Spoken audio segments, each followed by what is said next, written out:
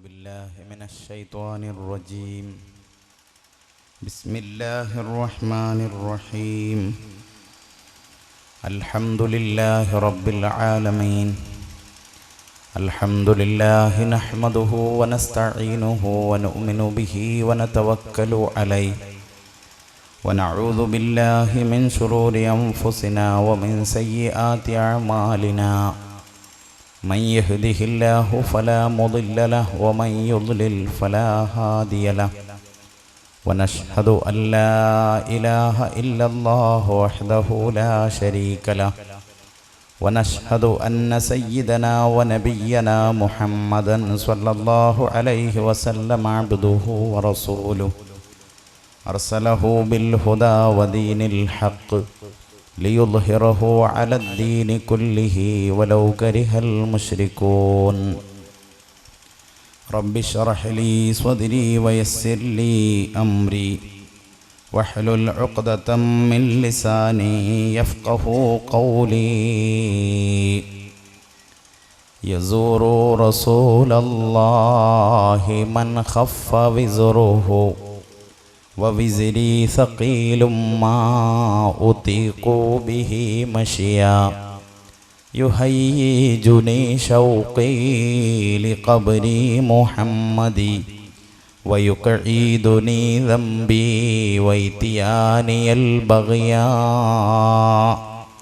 يمينا بربي إن قلبي يحبه وذاك رجائي في الممات وفي المحيا. أعوذ بالله من الشيطان الرجيم. بسم الله الرحمن الرحيم. وإذا مس الإنسان الضر دعانا لجنبه أو قاعدا أو قائما فلما كشفنا عنه ضره مر كأن لم يدعنا إلى ضر مسه كذلك زين للمسرفين ما كانوا يعملون. صدق الله العلي العظيم. ഏറ്റവും ബഹുമാനമുള്ള ഉസ്മാൻ ദാരിമി അടക്കമുള്ള പണ്ഡിതന്മാരെ, വേദിയിലിരിക്കുന്ന നേതാക്കളെ, ഈ മഹത്തായ പരിപാടിയിൽ എത്തിച്ചേർന്നിട്ടുള്ള കാരണവന്മാരെ, രക്ഷിതാക്കളെ, സ്നേഹം നിറഞ്ഞ ഉമ്മമാരെ, സഹോദരികളെ, അസ്സലാമു അലൈക്കും വറഹ്മത്തുള്ളാഹി വബറകാതുഹു. സർവാധിപനായ അല്ലാഹു നമ്മുടെ ഈ കൂട്ടായ്മ അവൻ ഇഷ്ടപ്പെടുന്ന സ്വാലിഹായ അമലായി നമ്മിൽ നിന്ന് കബൂൽ ചെയ്യുമാറാവട്ടെ. നമ്മിൽ നിന്ന് മരണപ്പെട്ടു പോയ നമ്മുടെ മാതാപിതാക്കൾ, ഉസ്താദുമാർ, നമുക്ക് വഴികാട്ടികളായി മുമ്പേ നടന്നുപോയ മഹാന്മാർ, വിശേഷിച്ച് ഈ നഗരിക്ക് നാമം നൽകിയിട്ടുള്ള മഹാനായ ശൈഖുന കെ.ടി. മാനു മുസ്ലിയാർ, അതുപോലെ മഹാനായ പാണക്കാട് സയ്യിദ് മുഹമ്മദ് അലി ശിഹാബ് തങ്ങൾ, ഉമർ അലി ശിഹാബ് തങ്ങൾ അടക്കമുള്ള സർവമഹാന്മാരുടെയും ബർസഖിയായ ലോകം അള്ളാഹു വെളിച്ചമാക്കി കൊടുക്കുമാറാവട്ടെ. അവരെയും നമ്മയും അവൻ്റെ വിശാലമായ സ്വർഗലോകത്തിൽ ഒരുമിച്ച് കൂട്ടി അനുഗ്രഹിക്കുമാറാവട്ടെ. ആമീൻ എന്ന ആമുഖമായി ദുആ ചെയ്യുകയാണ്. പ്രിയമുള്ള സഹോദരന്മാരെ, സുദീർഘമായ ഒരാമുഖ പ്രസംഗം നടത്തി ഞാൻ വിഷയത്തിന് തടസ്സം സൃഷ്ടിക്കുന്നില്ല. ചുരുങ്ങിയ സമയത്തിനുള്ളിൽ ഇന്നത്തെ രാത്രി നമുക്ക് ഉപകാരപ്രദമാകുന്ന തരത്തിലുള്ള ഒരൽപ്പം കാര്യങ്ങൾ പറഞ്ഞ് ഞാൻ എൻ്റെ വാക്കുകൾ അവസാനിപ്പിക്കാം. ഈ സദസ്സിൻ്റെ പ്രാധാന്യവും മഹത്വവുമൊക്കെ ഇന്നലെയും മെനിഞ്ഞാന്നുമൊക്കെ ഇവിടെ പറയപ്പെട്ടിട്ടുണ്ടാവും എന്ന് ഞാൻ മനസ്സിലാക്കുന്നു.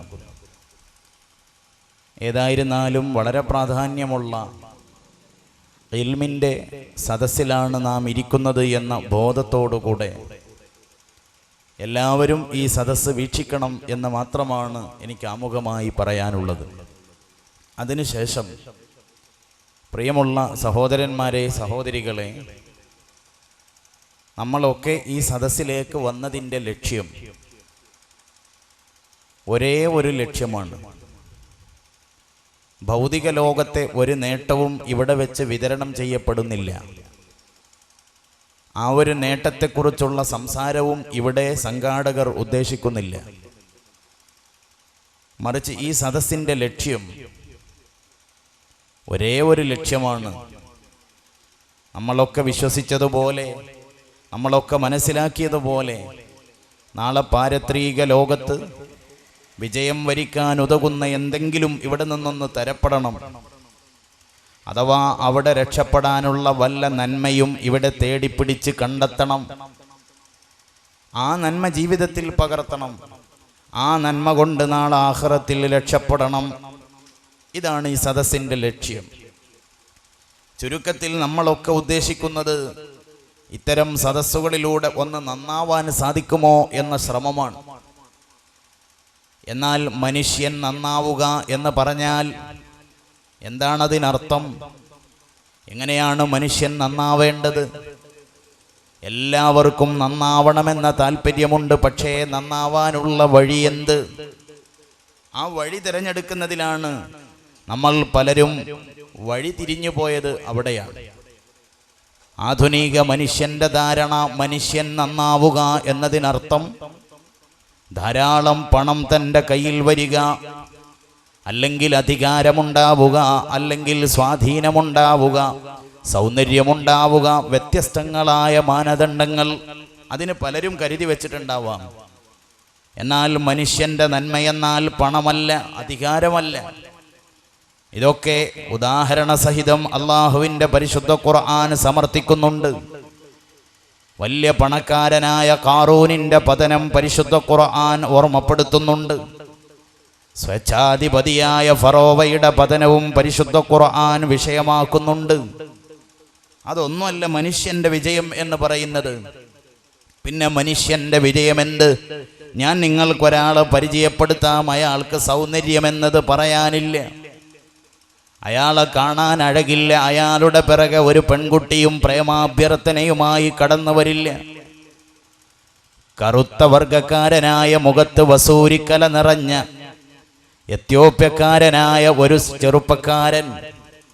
ആരാണ് അയാൾ? മഹാനായ സയ്യിദുനാ ബിലാൽ റളിയല്ലാഹു അൻഹു. ആ ബിലാൽ ചരിത്രത്തിൽ അറിയപ്പെടുന്നത് നന്മയുടെ പട്ടികയിലാണ്. എന്തായിരുന്നു ബിലാലിനുള്ള പ്ലസ് പോയിന്റ്? ഞാൻ നേരത്തെ പറഞ്ഞ ഒരു ഗുണവും ബിലാലിനില്ല. പക്ഷേ മക്കയുടെ മണൽപ്പരപ്പിൽ തൻ്റെ യജമാനൻ ഉമയ്യത്ത് ബിലാലിനെ കൊണ്ടുപോയി മലർത്തിക്കിടർത്തിയിട്ട് ചാട്ടവാറുകൊണ്ട് പ്രഹരിക്കുമ്പോൾ, ഒട്ടകത്തിൻ്റെ പിറകിൽ ആ സാധുവിനെ കെട്ടിവലിക്കുമ്പോൾ ശരീരത്തിൽ നിന്ന് രക്തവും മാംസവും ഒക്കെ പുറത്തേക്ക് തെറിച്ചു പോകുമ്പോഴും ആ മനുഷ്യന്റെ കൽബ് പറഞ്ഞു, എടാ, നിന്റെ അക്രമ പരമ്പരകൾക്ക് മുന്നിൽ മുട്ടുമടക്കാൻ എനിക്ക് മനസ്സില്ല. ലാ ഇലാഹ ഇല്ലല്ലാഹ് എൻ്റെ കൽബിൽ നിന്ന് തുടച്ചു മാറ്റാൻ നിനക്ക് കഴിയില്ല.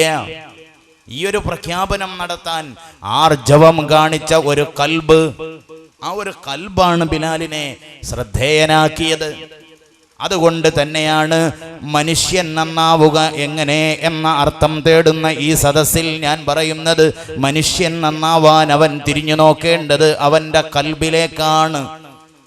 അത് തന്നെയാണ് അഷ്റഫുൽ ഖൽഖ് ത്വഹ മുഹമ്മദുർ റസൂലുള്ളാഹി സ്വല്ലല്ലാഹു അലൈഹി വസല്ലമ തങ്ങൾ പഠിപ്പിച്ചതും. ഇന്ന ഫിൽ ജസദി മുളഗ, തീർച്ചയായും ശരീരത്തിൽ ഒരു മാംസപിണ്ഡമുണ്ട്. എന്താണ് ആ മാംസപിണ്ഡത്തിന്റെ പ്രത്യേകത? ഇദാ സ്വലഹത്ത്, അത് നന്നായാൽ, സ്വലഹൽ ജസദു കുല്ലുഹു, നന്നാവുന്നത് ആ മാംസപിണ്ഡം മാത്രമല്ല, മറിച്ചോ ശരീരം മുഴുവനുമാണ്.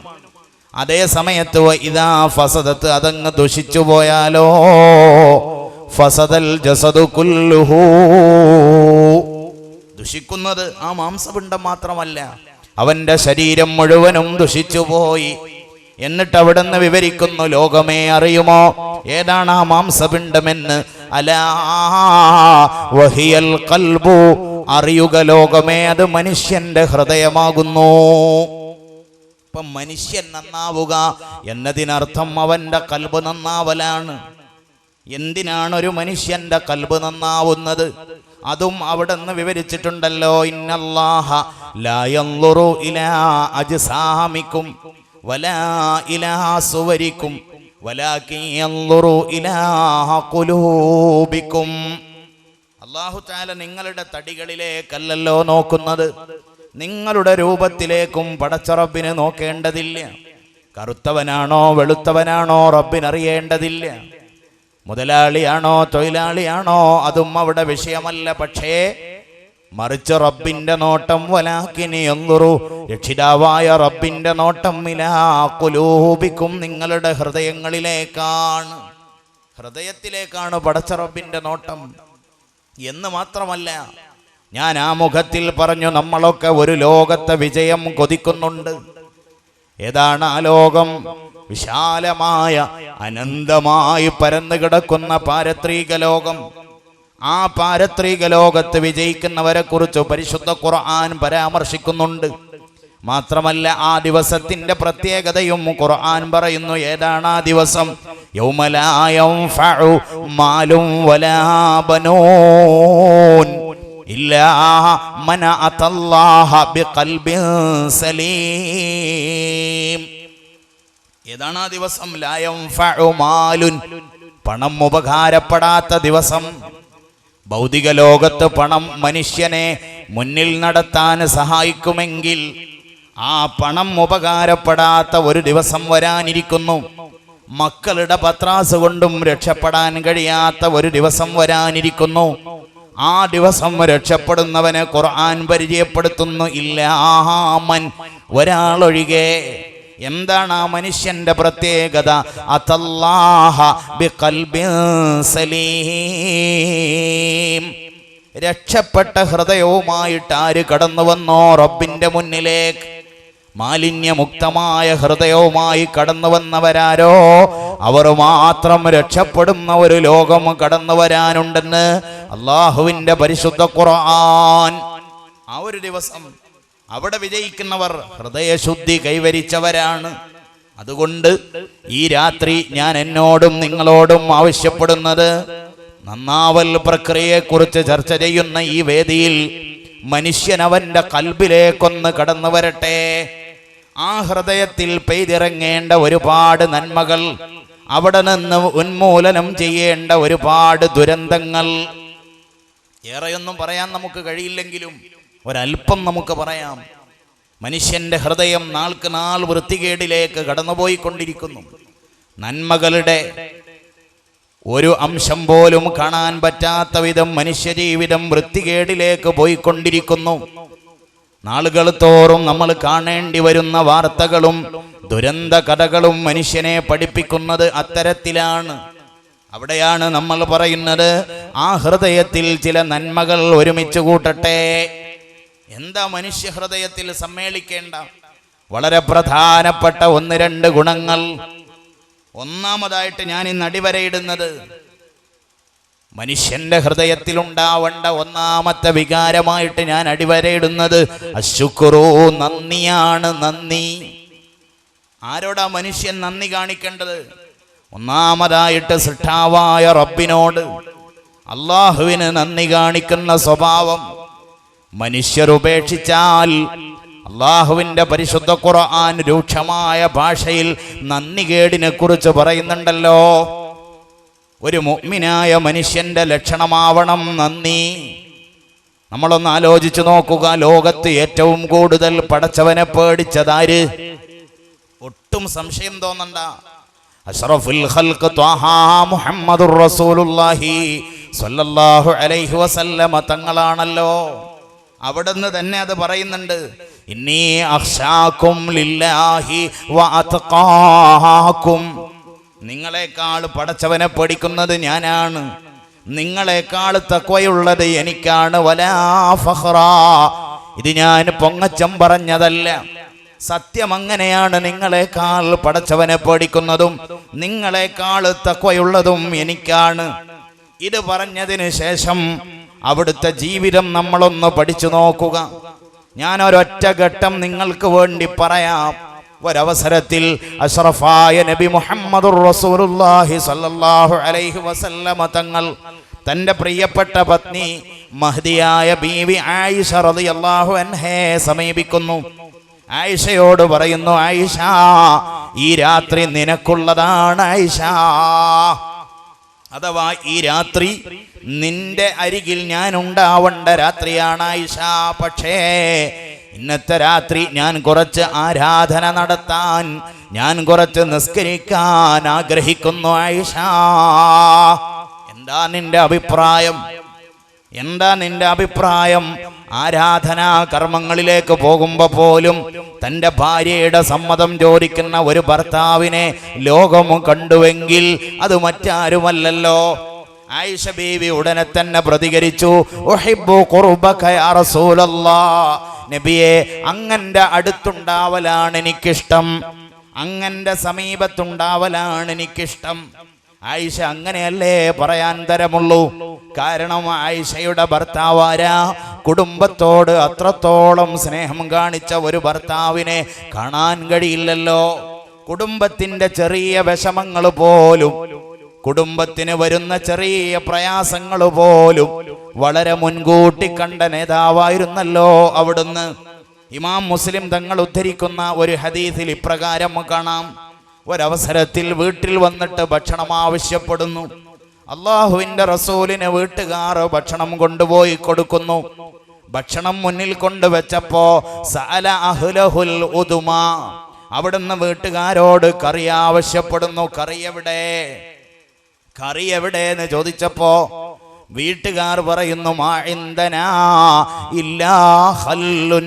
വളരെ വിഷമത്തോടെ പ്രയാസത്തോടെ അവിടുത്തോട് പറയുന്നു, നബിയെ, ഇവിടെ ഇല്ലല്ലോ, കുറച്ച് സുർക്കയല്ലാത്ത കറിയൊന്നുമില്ലല്ലോ.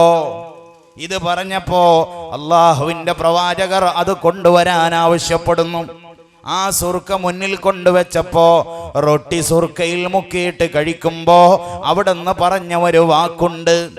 എന്താണ് ആ വാക്ക്? ഒരു നേരം എനിക്ക് കറി തരാത്തതിൻ്റെ പേരിൽ എൻ്റെ വീട്ടുകാരുടെ മുഖത്ത് വിഷമം നേലിച്ചു പോയോ? അള്ളാഹുവിൻ്റെ റസൂൽ ഉടനെ തന്നെ അതിനോട് പ്രതികരിച്ചത്, നിഅമൽ ഉദുമു അൽ ഖല്ലു, നിഅമൽ ഉദുമു അൽ ഖല്ലു. കറികളുടെ കൂട്ടത്തിൽ ഏറ്റവും നല്ലത് സുർക്കയാണ് കേട്ടോ. തൻ്റെ കുടുംബത്തിന് ചെറിയൊരു വിഷമം പോലും വരുന്നത് സഹിക്കാത്ത ഒരു മാതൃകാ ഭർത്താവ്. ആ ഭർത്താവല്ലേ ആയിഷയ്ക്കുള്ളത്. ആയിഷ പറഞ്ഞു, നബിയെ, അങ്ങന്റെ അടുത്തുണ്ടാവലാണ് എനിക്കിഷ്ടം. അള്ളാഹുവിന്റെ പ്രവാചകരുടെ മുഖത്ത് വിഷമം നേലിച്ചു പോയോ ആവോ? ഉടനെ തന്നെ ആയിഷ തിരുത്തി പറഞ്ഞു, അല്ല നബിയെ, അങ്ങേക്ക് എന്താണോ ഇഷ്ടം അതാണ് ആയിഷയ്ക്ക് ഇഷ്ടം. അള്ളാഹുവിന്റെ റസൂൽ അന്ന് രാത്രി നമസ്കാരത്തിന് കയറി. ചില്ലറ നമസ്കാരമാവില്ലല്ലോ അവിടുത്തെ നമസ്കാരം. ഇമാം ബുസൂരി പൊട്ടിക്കരഞ്ഞു പോയത് അവിടുത്തെ രാത്രി നമസ്കാരത്തെ കുറിച്ച് പാടിയിട്ടാണല്ലോ. ലലംതു സുന്നതമൻ അഹിയല്ലലാമ ഇലാ അനിസ്തകത് ഖദമാ ഹുല്ലുറ മിൻ വറമീ. നിന്നിട്ട് കാലിൽ വേദന വന്ന് നീര് കെട്ടി വീർക്കുന്നത് വരെ നിസ്കരിച്ച നബിയെ, അങ്ങയോട് അക്രമം കാണിച്ചവനാണ് ഈ ബുസൂരി എന്ന് ഇമാം ബുസൂരി ഗദ്ഗദത്തോടുകൂടെ പാടുന്നുണ്ട്. ആയിഷ ബീവി ഇടക്കിടക്ക് ചെന്ന് നോക്കും, കഴിഞ്ഞുവോ എൻ്റെ ഭർത്താവിൻ്റെ നമസ്കാരം? കഴിഞ്ഞില്ല. വീണ്ടും ചെന്ന് നോക്കി, കഴിഞ്ഞില്ല. ഇടയ്ക്കിടെ ചെന്ന് നോക്കുമ്പോഴൊക്കെ നമസ്കാരത്തിലാണ്.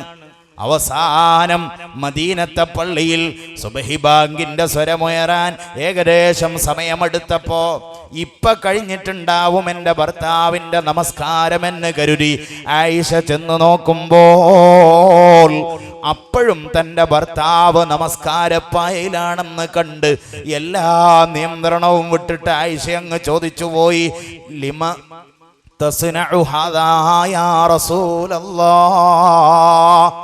എന്തിന് നബിയെ ഇങ്ങനെ കഷ്ടപ്പെടണം? എന്തിനാണ് അങ്ങിങ്ങനെ വിഷമിക്കുന്നത്? ആരാണ് ഈ നിസ്കാരപ്പായിൽ കിടക്കുന്നത്? കേവലം ദുർബലനായ ഞാനോ നീയോ അല്ലല്ലോ.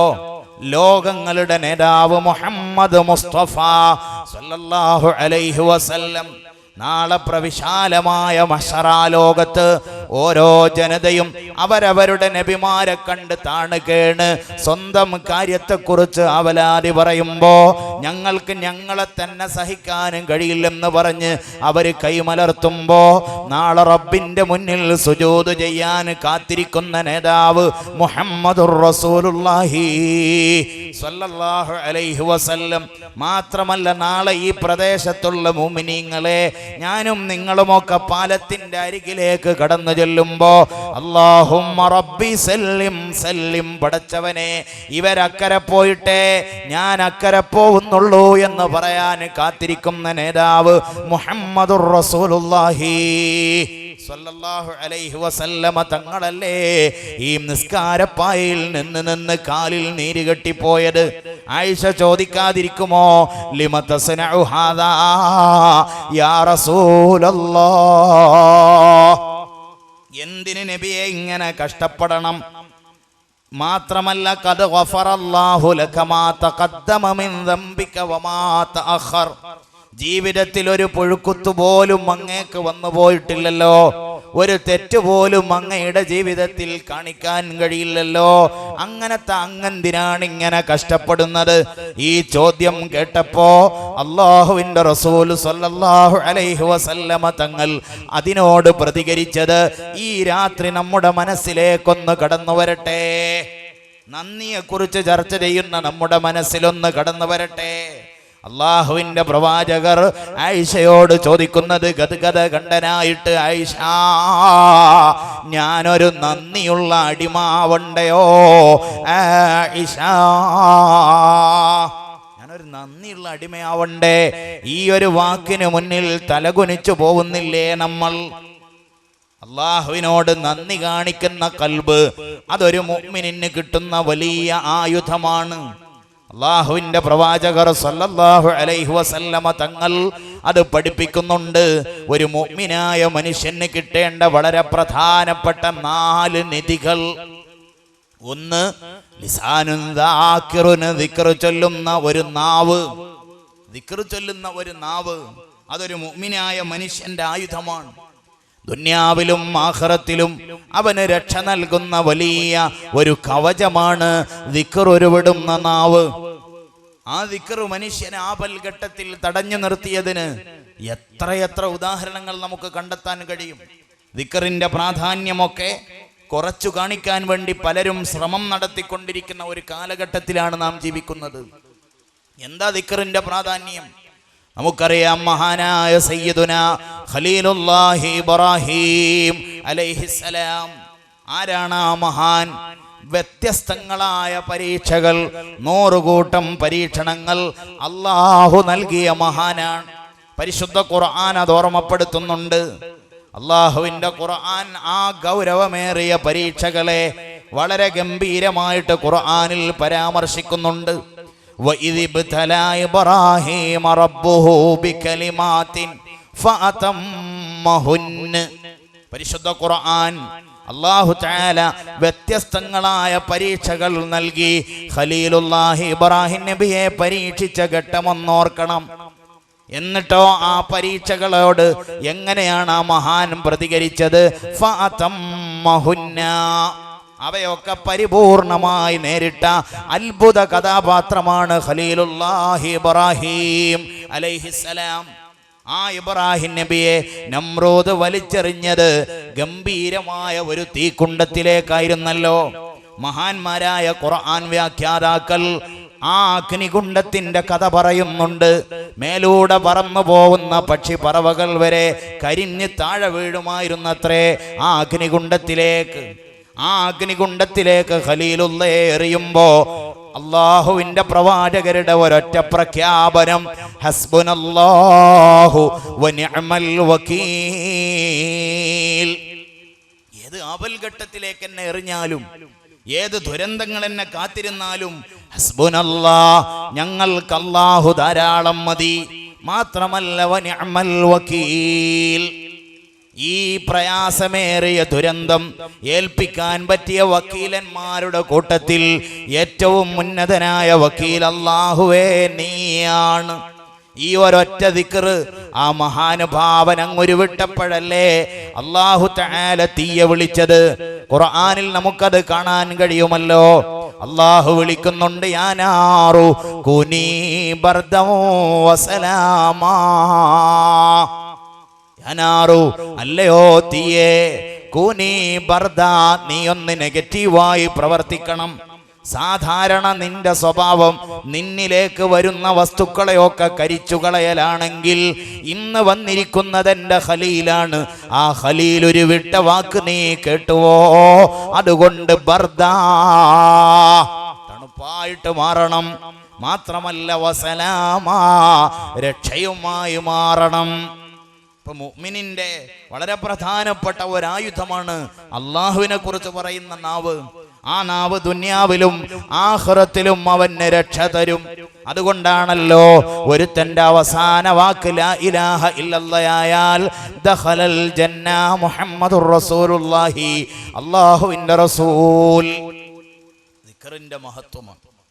ഇപ്പൊ ഒന്നാമതായിട്ട് അവിടെ നിന്ന് പറഞ്ഞത് അങ്ങനെയാണ്. രണ്ടാമത് പറഞ്ഞത് നമ്മുടെ വിഷയമാണ്. വഖൽബുൻ ശാകിറുൻ, നന്ദി കാണിക്കുന്ന ഒരു കൽബ്. അവിടുത്തെ നന്ദി നമ്മൾ കണ്ടുവല്ലോ. രാത്രി മുഴുവനും നിന്ന് നിസ്കരിച്ചിട്ട് കാലിൽ നീര് കെട്ടിയപ്പോഴും ആയിഷയോട് പറഞ്ഞത് എനിക്ക് സ്വർഗത്തിൽ സുഖിക്കാനാണെന്നല്ല, ഞാനും എൻ്റെ പ്രിയപ്പെട്ട മകൾ ഫാത്തിമയും നാളെ സ്വർഗത്തിലെ ലീഡർമാരാവണ്ടയോ ആയിഷ, അതിനു വേണ്ടിയാണ് ഈ നമസ്കാരം എന്നുമല്ല പറഞ്ഞത്, ഞാനൊരു നന്ദിയുള്ള അടിമാവണ്ടയോ. ഇനി എന്താ സ്വഹാബത്തിന്റെ കഥ? മഹാനായ സയ്യിദുനാ ഉമർ ഇബ്നുൽ ഖത്താബ് റളിയല്ലാഹു അൻഹു. ആരാണ് ആ മഹാൻ? 10 മെമ്പർമാരെ പേര് എണ്ണി എണ്ണി പറയുന്നുണ്ട്. അല്ലാഹുവിന്റെ റസൂൽ സിദ്ദീഖ് സ്വർഗത്തിലാണ്, വ ഉമറും ഫിൽ ജന്ന, ഉമർ സ്വർഗത്തിലാണ്. അങ്ങനെ 10 ആളെ എണ്ണി പറഞ്ഞ കൂട്ടത്തിൽ 2ാം സ്ഥാനക്കാരനാണ് മഹാനായ സയ്യിദുനാ ഉമർ ഇബ്നുൽ ഖത്താബ് റളിയല്ലാഹു അൻഹു. എന്ന് മാത്രമല്ല, അള്ളാഹുവിന്റെ പ്രവാചകർ സ്വർഗലോകത്തിൽ കണ്ട മണിമാളികയെ കുറിച്ച് പറയുന്നുണ്ടല്ലോ. മനോഹരമായ ഒരു കൊട്ടാരം. ആ കൊട്ടാരത്തിനകത്ത് കയറണമെന്ന് ഞാൻ ആഗ്രഹിച്ചു. ആരുടേതാണ് നബിയെ ആ മനോഹരമായ ഹർമ്മ്യം? ആരുടേതാണ് ആ മണിമാളിക? അള്ളാഹുവിന്റെ റസൂല് വിരൽ ചൂണ്ടി ലി ഉമറ, അത് ഉമറിൻ്റെതാണ്. ഉമറിന്റെ മനോഹരമായ സ്വർഗീയ ആരാമത്തിലെ കൊട്ടാരം. എന്നിട്ട് അവിടെ നിന്ന് പറയുന്നു, ഞാൻ അതിൻ്റെ അകത്ത് കയറണമെന്ന് മോഹിച്ചു, പക്ഷേ ഉമറെ, അങ്ങയുടെ കോപം ഞാൻ ഓർത്തു. അങ്ങ് ദേഷ്യപ്പെടുമോ എന്ന് ഞാൻ പേടിച്ചു. അങ്ങയുടെ സമ്മതമില്ലാതെ ആ മണിമാളികയിൽ ഞാൻ കയറുന്നത് ഉചിതമല്ലല്ലോ എന്ന് കരുതിയിട്ടാണ് ഞാൻ അങ്ങോട്ട് കയറാതിരുന്നത്. അത് കേട്ടിട്ട് ഉമർ ഇബ്നുൽ ഖത്താബ് തങ്ങൾ ചോദിക്കുന്നുണ്ട്, നബിയേ അലൈക അഗാറു, ഈ ഉമർ അങ്ങയോട് കോപിക്കുമോ നബിയേ? ഈ ഉമർ അങ്ങയോട് ഈർഷ്യ കാണിക്കുമോ? ആ മഹാനാണ് ഉമർ ഇബ്നുൽ ഖത്താബ് റളിയല്ലാഹു അൻഹു. ആ ഉമർ ഒരവസരത്തിൽ തന്റെ പ്രിയപ്പെട്ട മകൾ ബീവി ഹഫ്സ റളിയല്ലാഹു അൻഹയുടെ അരികിലേക്ക് കടന്നു വരുന്നുണ്ട്. ചരിത്ര പുസ്തകത്തിൽ വളരെ വിശദമായിട്ട് കാണാം ഉമറിന്റെ കഥ. ആ ഉമർ കടന്നു വന്നിട്ട് മകളായ ഹഫ്സയോട് പറയുന്നു, മോളെ ഹഫ്സ, ബാപ്പക്ക് വല്ലാതെ വിശക്കുന്നുണ്ട് മോളെ. ഉമർ എന്ന ബാപ്പ അങ്ങനെ പറയണമെങ്കിൽ അത് സാധാരണ വിശപ്പാവില്ല, കടും വിശപ്പ് കൊണ്ടല്ലാതെ ബാപ്പ അങ്ങനെ പറയാറില്ലല്ലോ എന്ന് കരുതി ഹഫ്സ ബീവി വേഗം ഭക്ഷണമുണ്ടാക്കി ബാപ്പയുടെ മുന്നിൽ കൊണ്ടുവച്ച് റൊട്ടിയും കറിയും ഉണ്ടാക്കി. ബാപ്പക്ക് കൊടുക്കാൻ വേറൊന്നുമില്ലല്ലോ. അടുക്കളയിൽ ചെന്ന് പരതിയപ്പോ ഒരിത്തിരി ഒലീവെണ്ണ ബാക്കി കിടക്കുന്നത് കണ്ടു. ഒരു പാത്രത്തിൽ ഒലീവ് കൊണ്ടുപോയി ബാപ്പയുടെ മുന്നിൽ വെച്ച് കൊടുത്തിട്ട് പറഞ്ഞു, കഴിക്ക് ബാപ്പാ എന്ന് മഹദിയായ ഹഫ്സ ബീവി പറഞ്ഞപ്പോ കറിയുടെ പുറമെ ഒലീവെണ്ണ കൊണ്ടുവച്ച ഹഫ്സയുടെ കൈ പിടിച്ച് ചാടി എണീറ്റിട്ട് ഉമർ ഇബ്നുൽ ഖത്താബ് തങ്ങൾ പറയുന്ന ഒരു വാക്കുണ്ട്, ലോകമേ കേട്ടാലും വല്ലാഹി മോളെ നിനക്കൊന്ന് കേൾക്കണോ, അല്ലാഹുവാണേ സത്യം, ലാ ആകുലു ഹാദ ത്വആം, ഈ ഭക്ഷണം നിന്റെ ബാപ്പ കഴിക്കൂല മോളെ. ഒട്ടിയ വേറും തടവിക്കയറി വന്ന ബാപ്പ ഭക്ഷണത്തിന്റെ മുന്നിൽ നിന്ന് എണീക്കാൻ ശ്രമിച്ചപ്പോ ഹഫ്സ ബീവിയുടെ ചോദ്യം, ബാപ്പ ഇത് ഹറാമിന്റെ മുതലല്ലല്ലോ, ഇതാരാൻ്റെത് പിടിച്ചു പറിച്ചതല്ലല്ലോ, എന്തുകൊണ്ടങ്ങിത് വേണ്ടെന്ന് പറഞ്ഞു. മഹാനവർകളുടെ ചോദ്യം, മോളെ ഹഫ്സ, ഒരു ഭക്ഷണത്തിന് 2 കറിയോ, ഒരു ഭക്ഷണത്തിന് 2 കറിയൊക്കെ കഴിക്കാനൊന്നും നിന്റെ ബാപ്പ വളർന്നിട്ടില്ല മോളെ എന്ന് പറഞ്ഞ് കണ്ണിലെ വെള്ളം തുടച്ച ഉമർ ഇബ്നുൽ ഖത്താബിന്റെ മനസ്സിലും തോന്നിപ്പോയത്, ഞാനൊരു നന്ദി കെട്ടവനായി പോകുമോ? എങ്കിൽ എന്താ നമ്മുടെ അവസ്ഥ? മനുഷ്യന്റെ നന്ദികേടിന്റെ വലിയ ഉദാഹരണമാണ് അവൻ കാണിക്കുന്ന ആർഭാടം, അവൻ കാണിക്കുന്ന ധൂർത്ത്. മനുഷ്യൻ പണം വാരി വലിച്ച് ചെലവഴിക്കുകയാണ്. അബൂ ഉബൈദത്ത് ഇബ്നുൽ ജറാഹ് തങ്ങളെ ബഹ്റൈനിലേക്ക് ജിസിയ പിരിക്കാൻ വേണ്ടി അഷ്റഫുൽ ഖൽഖ് മുഹമ്മദുർ റസൂലുള്ളാഹി സ്വല്ലല്ലാഹു അലൈഹി വസല്ലം തങ്ങൾ പറഞ്ഞേക്കുന്നുണ്ട്. അബൂ ഉബൈദ ജിസിയയും പിരിച്ച് തിരിച്ചു വന്നു എന്ന വാർത്ത മദീനത്തെത്തിയപ്പോ അന്നത്തെ സുബഹി നമസ്കാരത്തിന് മദീന പള്ളിയിൽ ആളുകൾ തിങ്ങിക്കൂടി. നിസ്കാരം കഴിഞ്ഞ് തിരിഞ്ഞു നോക്കുമ്പോ പള്ളി ജനനിബിഡമാണ്. ഇത് കണ്ടിട്ട് അള്ളാഹുവിന്റെ റസൂല് പുഞ്ചിരി തൂകി. ഹദീസിൽ കാണാം, പുഞ്ചിരി തൂകിക്കൊണ്ട് അവിടെ നിന്ന് പറഞ്ഞു, ഞാനൊന്ന് വിചാരിച്ചു പോയാൽ, എന്താ നബിയെ അങ്ങ് വിചാരിക്കുന്നത്? ഇന്ന് നിങ്ങളൊക്കെ ജമാഅത്തിന് ഇത്ര നേരത്തെ തിങ്ങി നിറഞ്ഞുകൊണ്ട് നിങ്ങളൊക്കെ കടന്നു വന്നത് അബൂ ഉബൈദ വന്നിട്ടുണ്ടെന്ന് കേട്ടിട്ടല്ലേ? നിർധരന്മാരായ സാധുക്കൾ, ആ ദുർബലന്മാരായ സ്വഹാബാക്കൾ പറയുന്നു, ബലാ യാ റസൂലല്ലാഹ്, അതേ നബിയെ, എന്തെങ്കിലുമൊക്കെ ഒന്ന് കിട്ടൂന്ന് വിചാരിച്ചിട്ട് വന്നതാണ് നബിയെ. അള്ളാഹുവിന്റെ പ്രവാചകർ അവരെ ആശ്വസിപ്പിക്കുന്നു, എല്ലാരും സന്തോഷിച്ചോളൂ, എല്ലാരും കാത്തിരുന്നോളൂ, നിങ്ങളെ സന്തോഷിപ്പിച്ചുകൊണ്ട് അബൂ ഉബൈദ കൊണ്ടുവന്നത് ഞാൻ ഇവിടെ വിതരണം ചെയ്യും. പക്ഷേ അതിനു മുന്നേ നിങ്ങളോട് എനിക്കൊരു വിഷയം പറയാനുണ്ട്.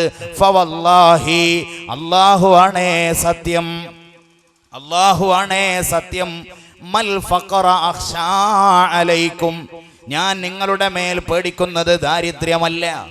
കോഴിക്കോട്ടങ്ങാടിയിലെ പണിക്കർ റോഡിലെ പ്രിയപ്പെട്ട മുഅ്മിനീങ്ങളെ, അല്ലാഹുവിന്റെ റസൂല് പറയുന്നു, നിങ്ങൾ ഒരു നാൾ പട്ടിണി കിടക്കുമെന്ന പേരിൽ ഞാൻ പേടിക്കുന്നില്ല.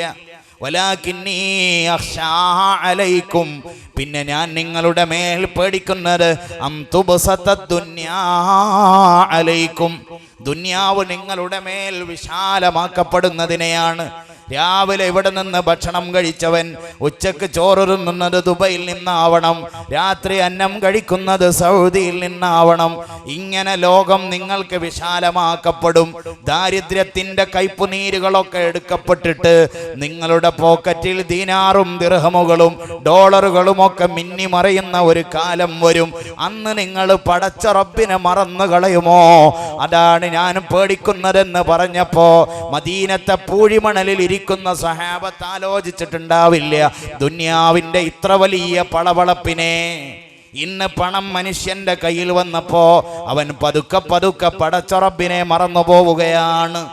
നന്ദികേടിന്റെ വലിയ ഉദാഹരണമാണ് മനുഷ്യന് കാണിക്കുന്ന ധൂർത്തും അഹങ്കാരവും.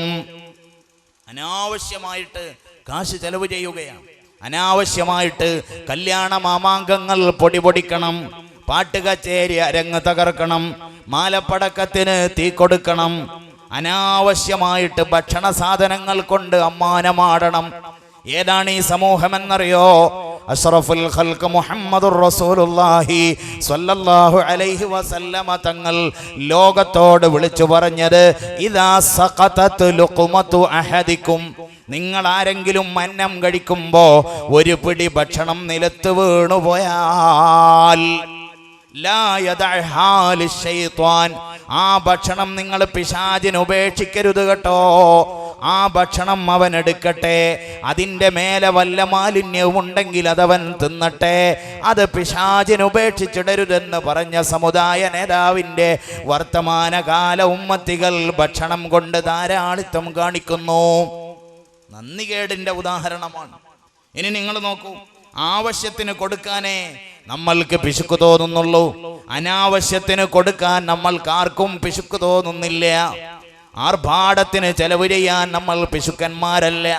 അമിതമായ വിനോദങ്ങളോടുള്ള താല്പര്യം ലോകത്തെവിടെയോ പന്തുരുളുമ്പോ ആ പന്തുരുട്ടുന്ന നായകന്മാരുടെ ഫോട്ടോ പതിക്കാൻ ആയിരങ്ങൾ ചെലവ് ചെയ്യാൻ നമുക്ക് മടി തോന്നാറില്ല. അവരുടെ ജേഴ്സി ധരിക്കാൻ, അവരുടെ കട്ടൗട്ടുകൾ സ്ഥാപിക്കാൻ, അവരുടെ വിജയം ആഘോഷിച്ചുകൊണ്ട് ബിരിയാണി വിതരണം ചെയ്യാൻ നമുക്ക് മടി തോന്നാറില്ല. അതേ സമയത്തോ ആവശ്യത്തിന് വല്ലതും ചെലവ് ചെയ്യണമെന്ന് തോന്നിയാൽ നമ്മൾ ആ ഘട്ടത്തിൽ പിശുക്കന്മാരുമാണ്. നമ്മുടെ പാരമ്പര്യം അങ്ങനെയല്ലല്ലോ. നമ്മുടെ പാരമ്പര്യം അങ്ങനെയല്ലല്ലോ. അള്ളാഹുവിന്റെ പ്രവാചകരുടെ ഉദാരത ലോകം അത്ഭുതത്തോടെ നോക്കിക്കാണുന്നുണ്ടല്ലോ. ഇമാം ബുഖാരി ഉദ്ധരിക്കുന്ന ഹദീസിൽ കാണാം, ഒരവസരത്തിൽ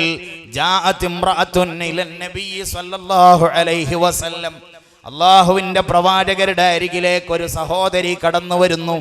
എങ്ങനെയാ വരുന്നത്? ബി ബുർദത്തിൻ, ഒരു പുതപ്പുമായിട്ട്, ഒരു വസ്ത്രവുമായിട്ട്, മൻസൂജത്തിൻ, നെയ്തുണ്ടാക്കിയ ഒരു വസ്ത്രവുമായിട്ട് ഒരു സഹോദരി കടന്നു വരുന്നു. ആ സഹോദരി അള്ളാഹുവിന്റെ പ്രവാചകരുടെ അടുത്ത് വന്നിട്ട് പറയുന്നു, നബിയേ, നസജ്തുഹാ ബിയദിയ യാ റസൂലല്ലാഹ്, അള്ളാഹുവിന്റെ റസൂലേ, ഇത് ഞാൻ എൻ്റെ കൈ കൊണ്ട് നെയ്തുണ്ടാക്കിയതാണ് നബിയേ. ആ സാധു സ്ത്രീ പറയുന്നു, നബിയേ, ഇത് ഞാൻ എൻ്റെ കൈ കൊണ്ട് നെയ്തുണ്ടാക്കിയതാണ്. എന്തിനാണ് ഞാൻ ഈ വസ്ത്രം എൻ്റെ കൈകൊണ്ട് നെയ്തുണ്ടാക്കിയത്? ലിയക്സൂകഹാ, ലോകത്തിന്റെ ഗുരുവേ, ഇതങ്ങേ ഒന്ന് ധരിപ്പിക്കാൻ വേണ്ടിയാണ് നബിയേ. ഈ വസ്ത്രം അങ്ങയുടെ പുണ്യമാക്കപ്പെട്ട മേനിയിലൊന്ന് ധരിച്ച് കാണണമെന്ന് എനിക്ക് പൂതിയുണ്ട്. അതുകൊണ്ടാണ് ഞാനിത് കൊണ്ടുവന്നത്. അള്ളാഹുവിന്റെ റസൂൽ ആ വസ്ത്രം വാങ്ങി. ആവശ്യത്തോടുകൂടെ തനിക്ക് ഉപകാരപ്പെടുമെന്ന കരുത്തോടുകൂടെ ആ വസ്ത്രം വാങ്ങി. പിന്നെ വീട്ടിൽ പോയിട്ട് തിരിച്ചു വരുമ്പോ ഇമാം ബുഖാരി ഉദ്ധരിക്കുന്ന ഹദീസിൽ കാണാം, അവിടുന്ന് ആ തുണിയും എടുത്തിട്ടാണ് പള്ളിയിലേക്ക് വന്നത്. ആ പള്ളിയിലേക്ക് വന്ന ഘട്ടം മനോഹരമായിരിക്കുന്നു. ആ വസ്ത്രം അത് കണ്ടിട്ട് ഒരു മനുഷ്യൻ പറയുന്നു, നബിയേ, ഇക്സിനിഹാ, അതെന്നെ ധരിപ്പിച്ചാലും നബിയേ, മാ അഹ്സനഹാ, എന്തൊരു ഭംഗിയുള്ള തുണിയാണത്, അതെനിക്കൊടുക്കണമെന്നുണ്ടായിരുന്നു നബിയേ. ലോകത്ത് ഉദാരത പഠിപ്പിക്കാൻ വേണ്ടി വന്ന നേതാവ് ഒട്ടും മടി കൂടാതെ ആ മനുഷ്യനോട് പറയുന്നുണ്ട്, അതേ നഅം, ഇത് ഞാൻ നിനക്ക് തന്നേക്കാം.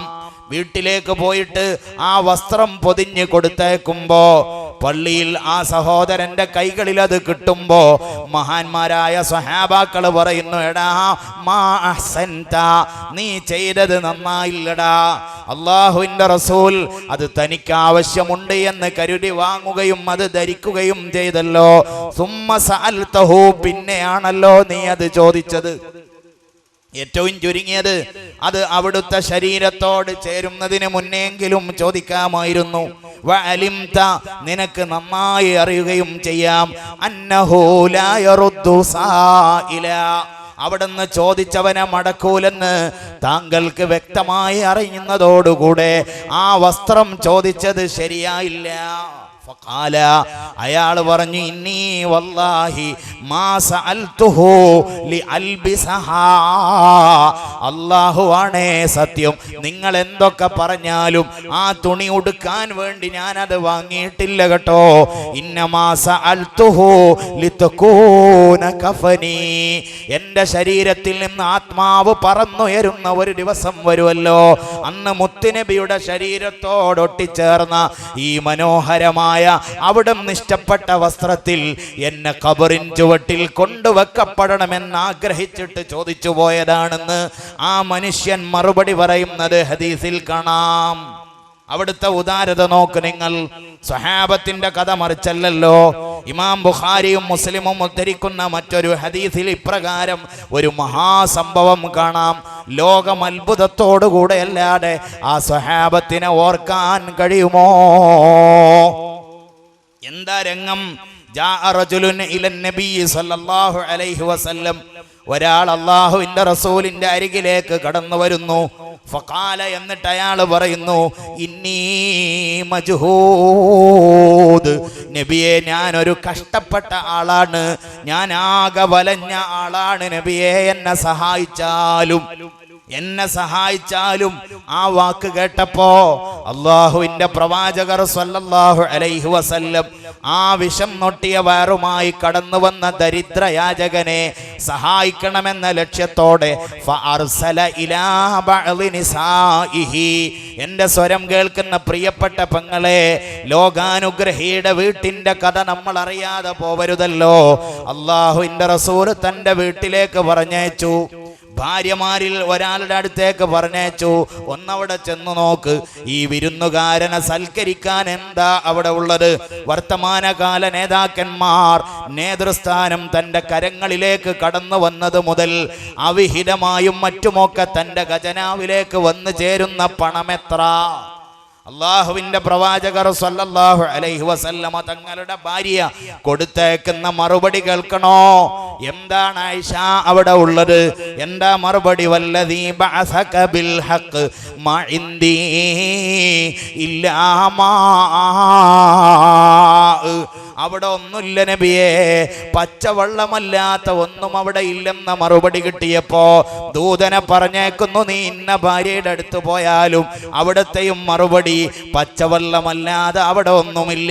ആർഭാടത്തിന്റെ പുതിയ മേച്ചിൽ പുറങ്ങൾ തേടുന്ന ആധുനിക മനുഷ്യൻ തിരിഞ്ഞു നോക്കേണ്ട ചെറ്റക്കുടിൽ അത് ആയിഷയുടെ വീടാണ്, അത് മുത്തുനബിയുടെ ഭാര്യമാരുടെ വീടാണ്.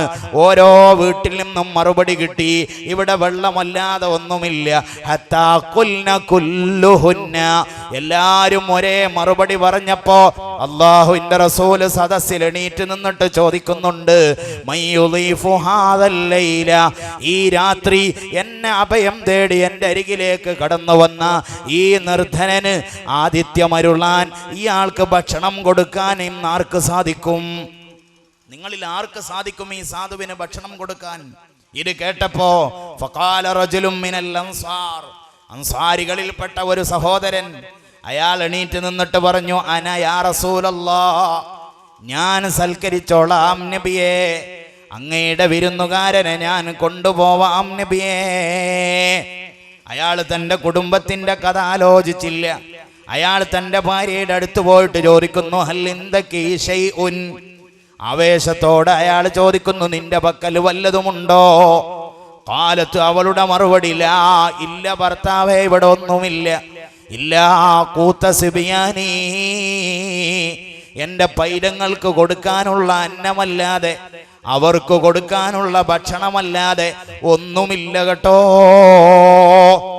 എന്താ ഭർത്താവ് പറയുന്നത്?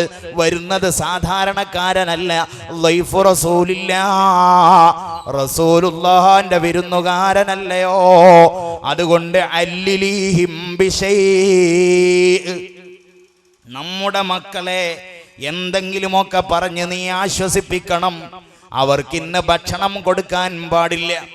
അവർക്ക് വിശക്കുമ്പോ നീ എന്തെങ്കിലുമൊക്കെ പറഞ്ഞ് നീട്ടി കൊണ്ടുപോവണം. എന്നിട്ടോ വഇദാ അറാദുൽ അശാ, ഒടുവിൽ രാത്രി ഭക്ഷണത്തിന്റെ സമയമായാൽ വിശന്ന് പൊരിഞ്ഞ മക്കൾ വേറെ നിവൃത്തിയൊന്നുമില്ലാതെ ഉമ്മാ വിശക്കുന്നെന്ന് പറഞ്ഞ് കണ്ണു തുടക്കുന്ന സമയമായാൽ ഒരു ഭർത്താവ് ഭാര്യയോട് പറയുന്ന വാക്ക്, അള്ളാഹുവിന്റെ പ്രവാചകരുടെ വിരുന്നുകാരനെ സൽക്കരിക്കണമെന്ന താല്പര്യത്തോടെ അയാൾ തൻ്റെ ഭാര്യയോട് പറയുന്നു, അങ്ങനത്തെ ഒരു ഘട്ടം വന്നാൽ ഫനവ്വിമീഹിം, നീ നമ്മുടെ മക്കളെ ഒന്ന് ഉറക്കണം കേട്ടോ. ഭക്ഷണം കൊടുക്കാതെ ആ പൈതങ്ങളെ പാട്ടുപാടി ഉറക്കണം. എന്നിട്ടോ വഇദാ ദഖല ലൈഫുനാ, രാത്രി ഭക്ഷണത്തിന്റെ സമയമാകുമ്പോൾ മക്കളെ ഉറക്കിയതിന് ശേഷം ഞാൻ നമ്മുടെ വിരുന്നുകാരനെയും കൊണ്ട് വീട്ടിനകത്തേക്ക് കടക്കുമ്പോ ഫഅത്ഫി ഇസ്സിറാജ്, നീ വിളക്കങ്ങ് കെടുത്തിക്കളയണം കേട്ടോ. നീ വിളക്കങ്ങ് കെടുത്തിക്കളയണം. എന്തിനാ വിളക്ക് കെടുത്തുന്നത്? നമ്മളും അയാളുടെ കൂടെ തിന്നുന്നുണ്ടെന്ന് അയാൾ വിചാരിക്കട്ടെ. നമ്മളും അയാളുടെ കൂടെ തിന്നുന്നുണ്ടെന്ന് വിചാരിക്കട്ടെ. തൽക്കാലം എണ്ണയില്ലെന്ന് പറയാമല്ലോ. നീ വിളക്കങ്ങ് കെടുത്തിക്കളയണം. ഫഖഅദു അവര് മൂന്നാളും ഭക്ഷണത്തിനിരുന്നു. അകലല്ലൈഫു കുഞ്ഞുമക്കളുടെ ഭക്ഷണം ഈ വിരുന്നുകാരന്റെ പാത്രത്തിൽ അയാളത് കഴിച്ചു. ഭാര്യയും ഭർത്താവും ഒട്ടിയ വയറും തടവിട്ട് ആ ചെറ്റക്കുടിലിൽ കഴിഞ്ഞുകൂടി. അങ്ങനെ ഫലമ്മാ അസ്ബഹ നേരം പുലർന്നു. മദീനത്തെ പള്ളിയിൽ ഈ യാചകന്റെ കയ്യും പിടിച്ച് സ്വഹാബി കൊണ്ടുവന്നങ്ങ് ഏൽപ്പിച്ചു കൊടുത്തു. ഇതാ നബിയെ, അങ്ങയുടെ വിരുന്നുകാരനെ ഞാൻ വേണ്ടതുപോലെ സൽക്കരിച്ചിട്ടുണ്ട്. ഇത് കേട്ടപ്പോ അള്ളാഹുവിന്റെ പ്രവാചകർ സല്ലല്ലാഹു അലൈഹി വസല്ലമ തങ്ങൾ ആ സഹോദരനോട് പറയുന്ന ഒരു വാക്കുണ്ട്.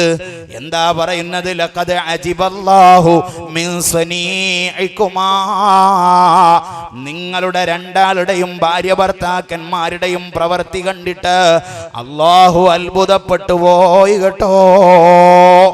നിങ്ങളുടെ വീട്ടിൽ നടന്ന കഥകളൊക്കെ എനിക്കിവിടെ കിട്ടിയിട്ടുണ്ട്. നിങ്ങളുടെ പ്രവൃത്തി കണ്ടിട്ട് അത്ഭുതപ്പെട്ടത് വനലോകത്തെ മലക്കുകളല്ല കേട്ടോ, മാലിക്കായ റബ്ബ് അത്ഭുതപ്പെട്ടു പോയിട്ടുണ്ടെന്ന് അഷ്റഫുൽ ഖൽഖ് മുഹമ്മദുർ റസൂലുള്ളാഹി സ്വല്ലല്ലാഹു അലൈഹി വസല്ലം. അപ്പോ നമ്മൾ ആവശ്യത്തിന് കൊടുക്കാൻ നമ്മൾ മടിയന്മാരാണ്. എന്നാൽ അനാവശ്യത്തിന് കൊടുക്കാനോ ഒരു മടിയും നമുക്ക് തോന്നാറില്ല. സാന്ദർഭികമായി സംഘാടകർ നിങ്ങളെ സമീപിക്കുന്നുണ്ട്. ആ കാര്യം വേണ്ടതുപോലെ പരിഗണിക്കണമെന്ന് വളരെ ഗൗരവത്തിൽ സംഘാടകർക്ക് വേണ്ടി ഓർമ്മപ്പെടുത്തുകയാണ്. അപ്പൊ ആവശ്യത്തിന് കൊടുക്കാൻ നമ്മൾ മടിയന്മാർ, അനാവശ്യത്തിന് കൊടുക്കാനോ നമ്മൾ വലിയ താല്പര്യക്കാർ. ആർഭാടത്തിന്റെ കൂത്തരങ്ങ് സൃഷ്ടിക്കുന്നവർക്ക് നാട്ടിൽ മാന്യന്റെ കുപ്പായം. അയാൾ വലിയ നല്ലവരുടെ പട്ടികയിൽ. അയാൾ കാണിക്കുന്ന തോന്നിവാസങ്ങൾ ന്യായീകരിക്കാൻ നമുക്കെത്ര നാവ്. എന്നാൽ ആർഭാടത്തിന്റെ വഴി തേടുന്ന മനുഷ്യനെ അള്ളാഹുവിന്റെ പരിശുദ്ധ ഖുർആൻ രൂക്ഷമായ ഭാഷയിൽ വിമർശിക്കുന്നുണ്ട്. അള്ളാഹുവിന്റെ ഖുർആൻ പറയുന്നുണ്ട് കേട്ടോ, ഇതാ ധൂർത്തിന്റെ വഴി തിരഞ്ഞെടുക്കണ്ട. വലാ തുബദ്ദിർ തബ്ദീറാ, നിങ്ങൾ ധൂർത്ത് കാണിക്കരുത്. ഇന്നൽ മുബദ്ദിരീൻ, തീർച്ചയായും ധൂർത്തന്മാർ, ആർഭാടത്തിന്റെ അഹങ്കാരത്തിന്റെ വഴി തിരഞ്ഞെടുക്കുന്നവർ കാനോ ഇഖ്വാന ശയാത്തീൻ. നമ്മുടെ കാഴ്ചയിൽ അവൻ വലിയ മാന്യനാവാം. അവനൊരു ഫോൺ ചെയ്താൽ മന്ത്രി പറന്നു വന്നിരിക്കാം.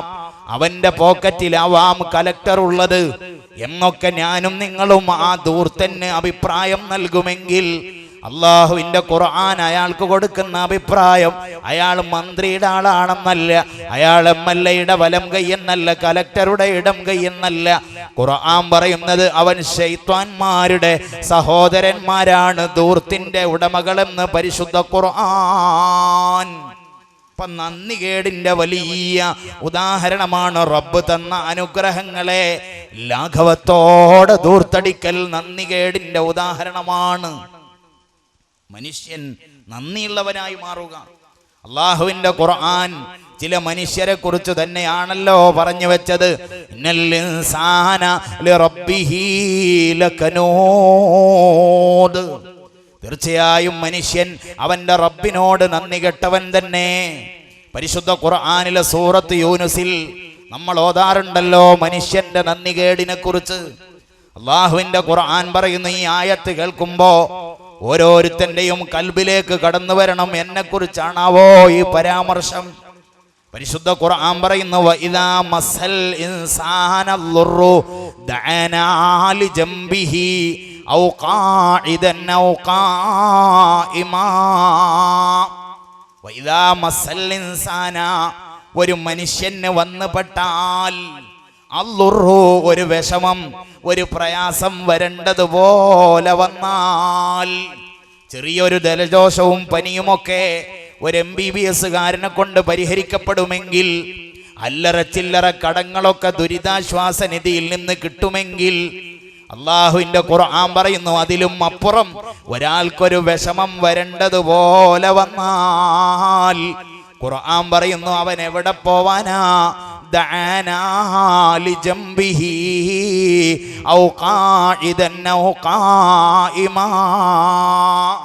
അവൻ നമ്മളെ വിളിക്കല്ലാതെ എന്താണ് അവന്റെ മുന്നിൽ ഒരു പോം വഴിയുള്ളത്?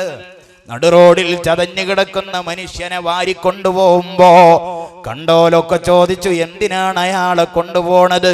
കോഴിക്കോട്ട് ആശുപത്രിയിൽ എത്തിച്ചപ്പോ ഡോക്ടർമാരും കൈമലർത്തി, ഞങ്ങളെ കൊണ്ട് പറ്റില്ല, നിങ്ങൾ മറ്റൊരിടം അന്വേഷിക്കലായിരിക്കും നല്ലത്. ആരൊക്കെയോ താങ്ങിയെടുത്ത് എറണാകുളത്തെത്തിയപ്പോ അവിടെ നിന്നും പറഞ്ഞത്, ഞങ്ങളാലും പറ്റില്ല. ഈ ചലനമറ്റ മരണത്തോട് മല്ലടിക്കുന്ന മനുഷ്യന്റെ ശരീരവും പേറി നടക്കുമ്പോ ആ സഹോദരന്റെ ഭാര്യ വിറങ്ങലിച്ച ശരീരത്തോടെ, കരയുന്ന കൽബോടെ, പതറുന്ന കൽബോടെ, ഒഴുകുന്ന കണ്ണോടെ കൈ ഉയർത്തുന്നുണ്ട്. ആരിലേക്ക്? ഖുർആൻ പറയുന്നു, നമ്മളോടല്ലാതെ പിന്നെ ആരോട് ചോദിക്കാനാണ്? എങ്ങനെ നിങ്ങൾ തേടിയത്? ലിജംബിഹി, ഒരിടത്ത് കിടന്നിട്ട് വിളിച്ചു, റബ്ബേ എന്റെ ഭർത്താവ്. ആശുപത്രിയിലെ അത്യാഹിത വാർഡിൽ ബോധമില്ലാതെ കിടക്കുന്ന ഭർത്താവിനരികെ നിന്നിട്ട് അറിയാതെ അവൾ പറഞ്ഞുപോയി. എല്ലാ വാതിലും മുട്ടി, എല്ലാവരും കൈമലർത്തി. ഇനി തുറക്കാൻ പ്രതീക്ഷയുള്ള ഒരേ ഒരു വാതിൽ, റബ്ബേ അത് നീയാണ്, അതുകൊണ്ട് എൻ്റെ ഭർത്താവിനെ ഒന്ന് തിരിച്ചു തരണേ.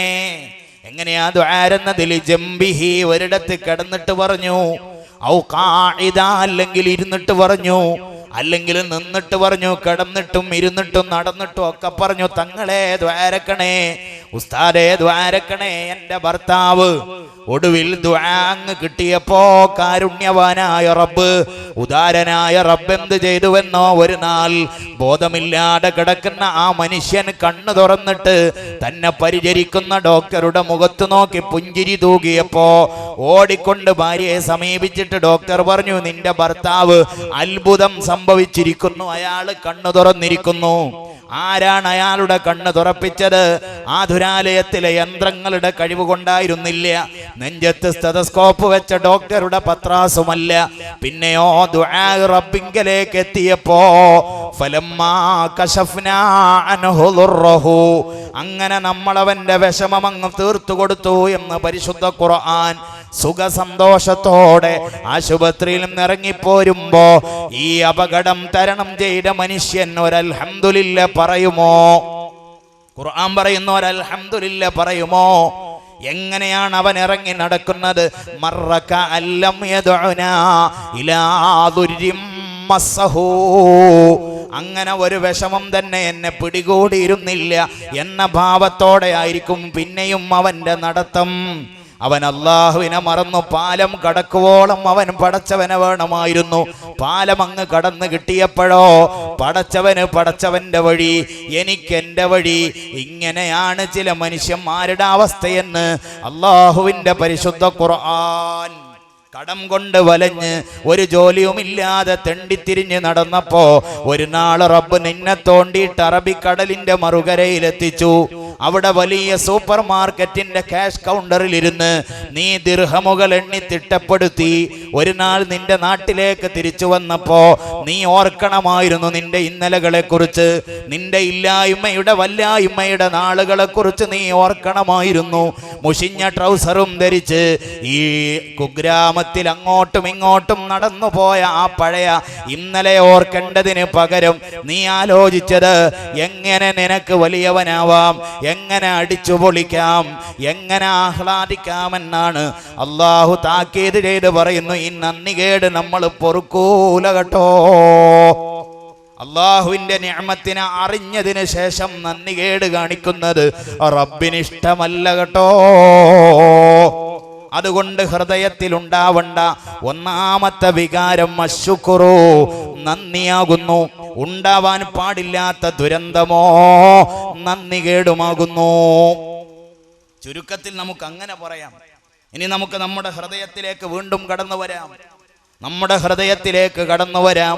രണ്ടാമത് നമ്മുടെ ഹൃദയത്തിൽ ഉണ്ടാവണ്ട വളരെ പവിത്രമായ ഒരു ഗുണം അത്തവാദുഉ, വിനയ സ്വഭാവമാണ്. താഴ്മ കാണിക്കാൻ അറിയാത്ത മനുഷ്യൻ, ആർക്കും ആരോടും അഡ്ജസ്റ്റ് ചെയ്യാൻ കഴിയുന്നില്ല. ഭാര്യക്ക് ഭർത്താവിനോട് അഡ്ജസ്റ്റ് ചെയ്തുകൂടാ, ഭർത്താവിന് ഭാര്യയോടും അത് പറ്റില്ല.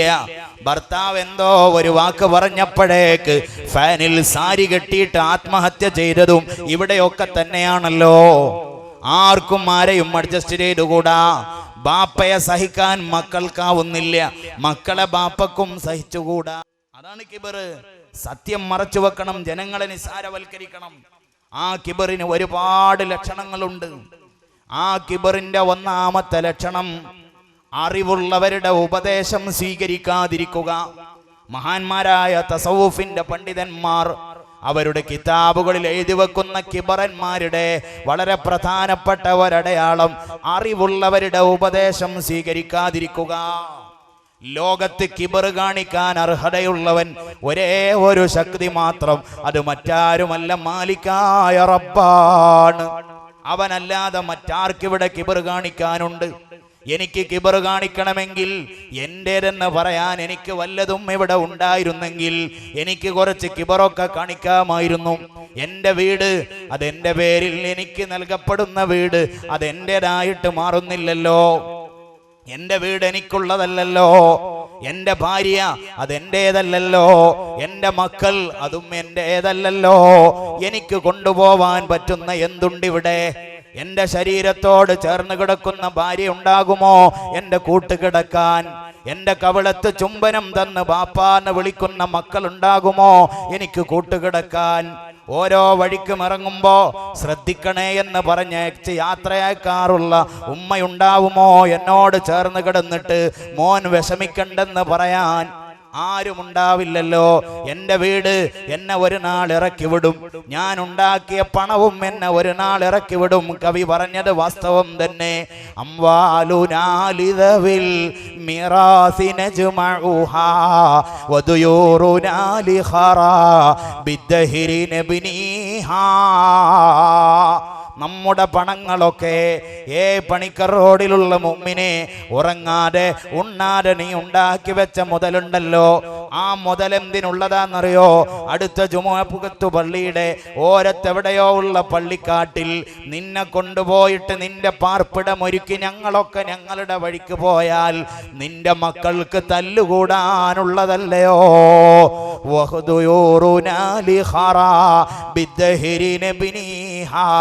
നാട്ടിലേറ്റവും മനോഹരമായ വീട് എന്റേതാവണമെന്ന് കരുതി നീ നിർമ്മിച്ചു വെച്ച നിന്റെ വീടുണ്ടല്ലോ, കാലം കുറെ കഴിയുമ്പോ, കാലത്തിന്റെ ഗതിയൊക്കെ മാറുമ്പോ പുതിയൊരു എഞ്ചിനീയർ വന്നിട്ട് പറയും ഇത് തച്ചു പൊളിച്ചിട്ട് നമുക്ക് വേറൊരെണ്ണം ഉണ്ടാക്കാമെന്ന് പറയുമ്പോ നിന്റെ മകന് ബുൾഡോസർ കൊണ്ട് തച്ചു പൊട്ടിക്കാനുള്ളതല്ലയോ നിന്റെ ബംഗ്ലാവ്?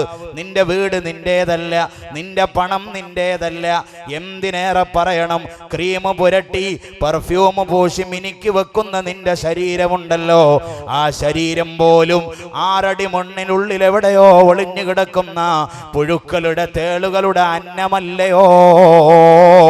മിഴിയെഴുതി മഷിയെഴുതി മിനിക്ക് വെച്ച നിന്റെ കണ്ണ്, നിന്റെ മനോഹരമായ കവിൾത്തടമൊക്കെ തിന്നാൻ പുഴുക്കൾ കാത്തിരിക്കുമ്പോ പെങ്ങളെ നിന്റേതെന്ന് പറയാൻ നിനക്കെന്തുണ്ട്?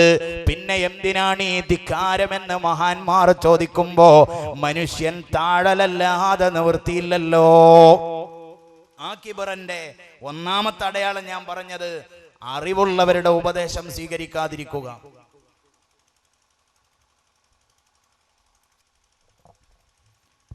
അറിവുള്ളവർ ഒരു കാര്യം പറഞ്ഞാൽ അത് അംഗീകരിച്ചോളണം. ലോകത്ത് ഒന്നാമത്തെ ധിക്കാരം നമ്മൾ കാണുന്നത് അറിവുള്ളവന്റെ ഉപദേശം സ്വീകരിക്കാത്തത് കൊണ്ടാണ്. അല്ലാഹു ആദം അലൈഹിസ്സലാമിനെ സൃഷ്ടിച്ചപ്പോഴായിരുന്നില്ലേ ഇബ്ലീസിനോടൊന്ന് തലകുനിക്കാൻ പറഞ്ഞത്? ആരാ പറഞ്ഞത്? ഏറ്റവും വിവരമുള്ളവനാണ്. അത് അംഗീകരിക്കലായിരുന്നു ബുദ്ധി. പക്ഷേ ശപിക്കപ്പെട്ട പിശാച് അവിടെ യുക്തി ഉപയോഗിച്ചുകൊണ്ട് തിരിച്ചു ചോദിച്ചു, ഞാൻ എന്തിനവന്റെ മുന്നിൽ തലകുനിക്കണം? എന്നെ സൃഷ്ടിക്കപ്പെട്ടത് തീയിൽ നിന്ന്, ആ ദുർബലനെയോ സൃഷ്ടിക്കപ്പെട്ടത് ചെളിയിൽ നിന്ന്, മണ്ണിൽ നിന്ന്. ഗന്ധമുള്ള കളിമണ്ണ് കൊണ്ട് പടക്കപ്പെട്ട മനുഷ്യ കുഞ്ഞിന് മുന്നിൽ ഞാൻ എന്തിന് തലകുനിക്കണം? പിശാച് ചോദിച്ചത് യുക്തിയാണ്. ആ യുക്തിയുടെ ചോദ്യം ചോദിച്ചപ്പോഴായിരുന്നല്ലോ പടച്ചറബ്ബവൻ ആട്ടിയിറക്കിയത്. വിവരമുള്ളവൻ പറഞ്ഞാൽ അത് അംഗീകരിച്ചോളണം. ഇത് ലോകത്തിന്റെ നിയമമാണ്. അതേപോലെ ഇന്നും പരിശുദ്ധ ഇസ്ലാം, വിവരമുള്ളവർ ലോകത്ത് പഠിപ്പിക്കുന്നുണ്ട് പരിശുദ്ധ ഇസ്ലാം. ആ ഇസ്ലാമിനെ തന്റെ യുക്തി കൊണ്ട് അളക്കാൻ ശ്രമിച്ചാൽ വരുന്ന ദുരന്തം പിശാചിന് വന്ന ദുരന്തമായിരിക്കും. സാന്ദർഭികമായി ഞാൻ എൻ്റെ ചെറുപ്പക്കാരോട് പറയട്ടെ, ആരാ ലോകത്ത് ദീന് പറയേണ്ടത്? മഹാന്മാരായ പണ്ഡിതന്മാർ. ആരാണ് മദ്ഹബിന്റെ ഇമാമിങ്ങൾ? മഹാനായ ഇമാം മാലിക് റളിയല്ലാഹു അൻഹു. മാലിക്കി മദ്ഹബിന്റെ ഇമാമായ ഇമാം മാലിക് തങ്ങളുടെ മെമ്മറി കാർഡിലുള്ളത് അവിടുത്തെ മനസ്സിൽ ഒളിപ്പിച്ചു വെച്ച ഹദീസുകൾ ചരിത്രത്തിൽ കാണാം. 10 ലക്ഷത്തോളം ഹദീസുകൾ അവിടുത്തെ മനസ്സിലുണ്ടായിരുന്നു, ഹിഫ്ളുണ്ടായിരുന്നു. എന്ന് മാത്രമല്ല, ഓരോ ഇമാമിങ്ങളെയും നമ്മളൊന്ന് പരിശോധിച്ചു നോക്കിയാൽ നമ്മുടെ മദ്ഹബിന്റെ ഇമാമായ മഹാനായ ഇമാമുന ശാഫിഈ റളിയല്ലാഹു അൻഹു. ആരാണ് ആ മഹാൻ? ചില്ലറക്കാരനല്ല. 7-ാം വയസ്സിൽ തമ്മീസ് വരുന്ന കാലഘട്ടത്തിൽ വീട്ടുമുറ്റത്തൂടെ മുറിയൻ ട്രൗസറുമിട്ട് ഞാനും നിങ്ങളുമൊക്കെ ഓടി നടന്ന പ്രായത്തിൽ ഖുർആൻ 30 ജുസും മനപ്പാടമുള്ള മഹാനാണ്. മാത്രമല്ല, കൊല്ലത്തിൽ ഓരോ ദിവസവും മുടങ്ങാതെ ഒരു ഖത്മോദിയ മഹാൻ. പരിശുദ്ധ റമളാനിൽ 2 ഖത്മോദിയ മഹാൻ. മാത്രമല്ല, തൻ്റെ ഹൃദയത്തിൽ മനപ്പാടമുള്ളത് ലക്ഷക്കണക്കിന് ഹദീസുകൾ. ആ ഇമാം ഷാഫി തങ്ങൾ ഒരു മസ്അല പറഞ്ഞാൽ ആ മസ്അല ചോദ്യം ചെയ്യാൻ അർഹതയുള്ളവനാരുണ്ടിവിടെ?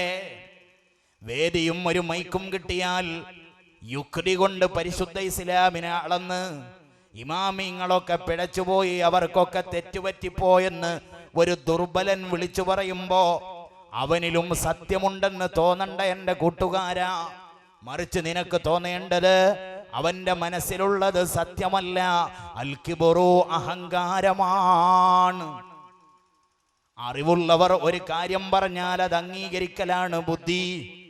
മാലിക് തങ്ങളുടെ 10 ലക്ഷമൊക്കെ പോവട്ടെ, 10,000 പോവട്ടെ, ഒരു 10 ഹദീസ് പോലും മനപ്പാടമില്ലാത്ത ആധുനികൻ ഇമാം മാലിക്കിന് വന്ന വീഴ്ച എന്ന് പറഞ്ഞ് നാട് നീളെ പ്രസംഗിച്ചു നടക്കുന്നത് കണ്ടാൽ ചെറിയ ഭാഷയിൽ നമുക്കവനെ വിളിക്കാൻ പറ്റുന്ന പേര് ധിക്കാരി എന്നല്ലയോ?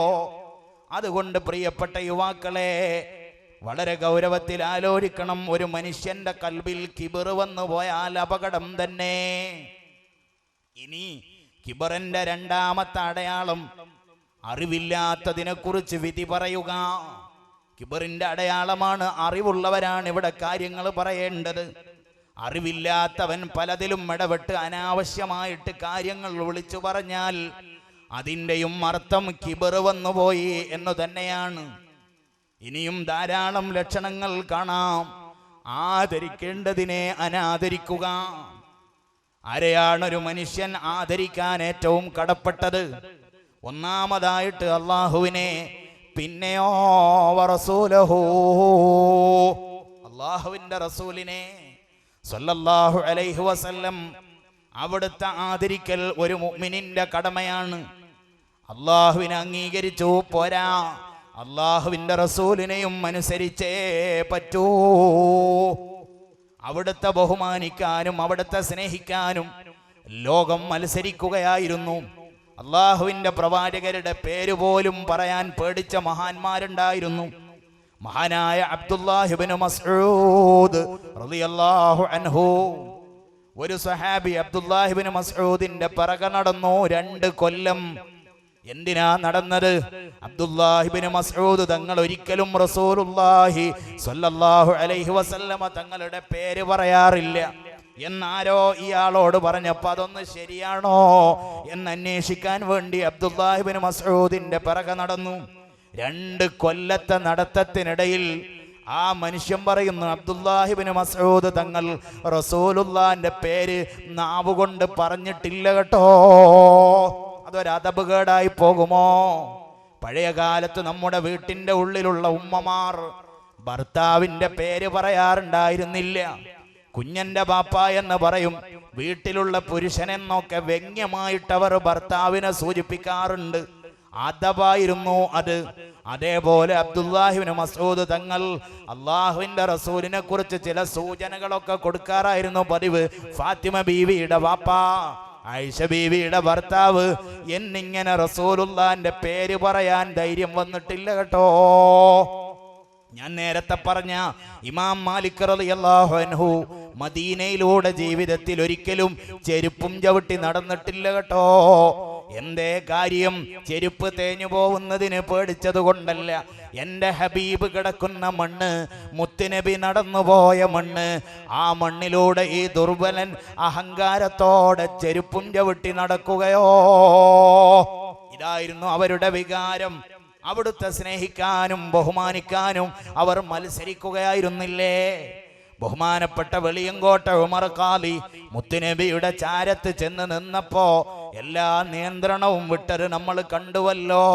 മാ ജഫദമുൻ സാലമിൻ ഐനൈനി ലകിന്നഹു യജ്രി അലൽ ഖദ്ദൈനി من حب قلبي سيد الكونين حيا وميتا بالتراب رميما صلوا عليه وسلموا تسليما. അണമുറിയാതെ ഒഴുകിക്കൊണ്ടിരിക്കുക തന്നെയാണ് കണ്ണുനീർ. രണ്ട് കവിൾത്തടത്തിലൂടെയും അത് ഒഴുകിക്കൊണ്ടിരിക്കുന്നല്ലോ, പിടിച്ചു വെച്ചിട്ട് നിൽക്കുന്നില്ലല്ലോ. എന്തിനാ വെളിയങ്കോട്ട ഉമർ കരയുന്നത്? അറബിക്കടലിന്റെ മറുകരയിലെ വെളിയങ്കോട്ട കുഗ്രാമത്തിൽ എൻ്റെ ഭാര്യ ഒറ്റക്കാണല്ലോ എന്ന് കരുതിയിട്ടല്ല ഉമറിന്റെ കണ്ണ് നനഞ്ഞത്. എൻ്റെ കുഞ്ഞെന്തെടുക്കുന്നുണ്ടാവുമെന്നോർത്തിട്ടുമല്ല. മിൻ ഹുബ്ബി ഖൽബി, എൻ്റെ ഹൃദയത്തിൽ വന്ന അനുരാഗം കൊണ്ട്, എൻ്റെ ഹൃദയത്തിൽ വന്ന സ്നേഹം കൊണ്ട് ഇതാ വെളിയങ്കോട്ട ഉമറിന്റെ കണ്ണിലെ വെള്ളം നിൽക്കുന്നില്ല നബിയേ. എന്താ അവരുടെയൊക്കെ മനസ്സിലുള്ളത്? മാത്രമല്ല, മുത്തുനബിയെ കുറിച്ച് കീർത്തനങ്ങൾ എഴുതി അവസാനം പൊട്ടിക്കരഞ്ഞുകൊണ്ട് പേന നിലത്ത് വെച്ച മഹാൻ, ആ മഹാന്റെ വരികളാണല്ലോ ഞാൻ തുടക്കത്തിൽ ഇവിടെ പാടിയത്. മദീനത്ത് പോവാൻ അടങ്ങാത്ത കൊതിയും വെച്ച് നടക്കാതെ പോകുമ്പോ അവസാനം മഹാനവർകൾ എഴുതുന്നു, യസൂറു റസൂലല്ലാഹി മൻ ഖഫ വിസ്റുഹു വവിസ്രി സഖീലും മാ ഉതിഖു ബിഹി മശിയാ. മുത്തുനബിയെ ലോകം അങ്ങേ സിയാറത്ത് ചെയ്യുന്നുണ്ട്.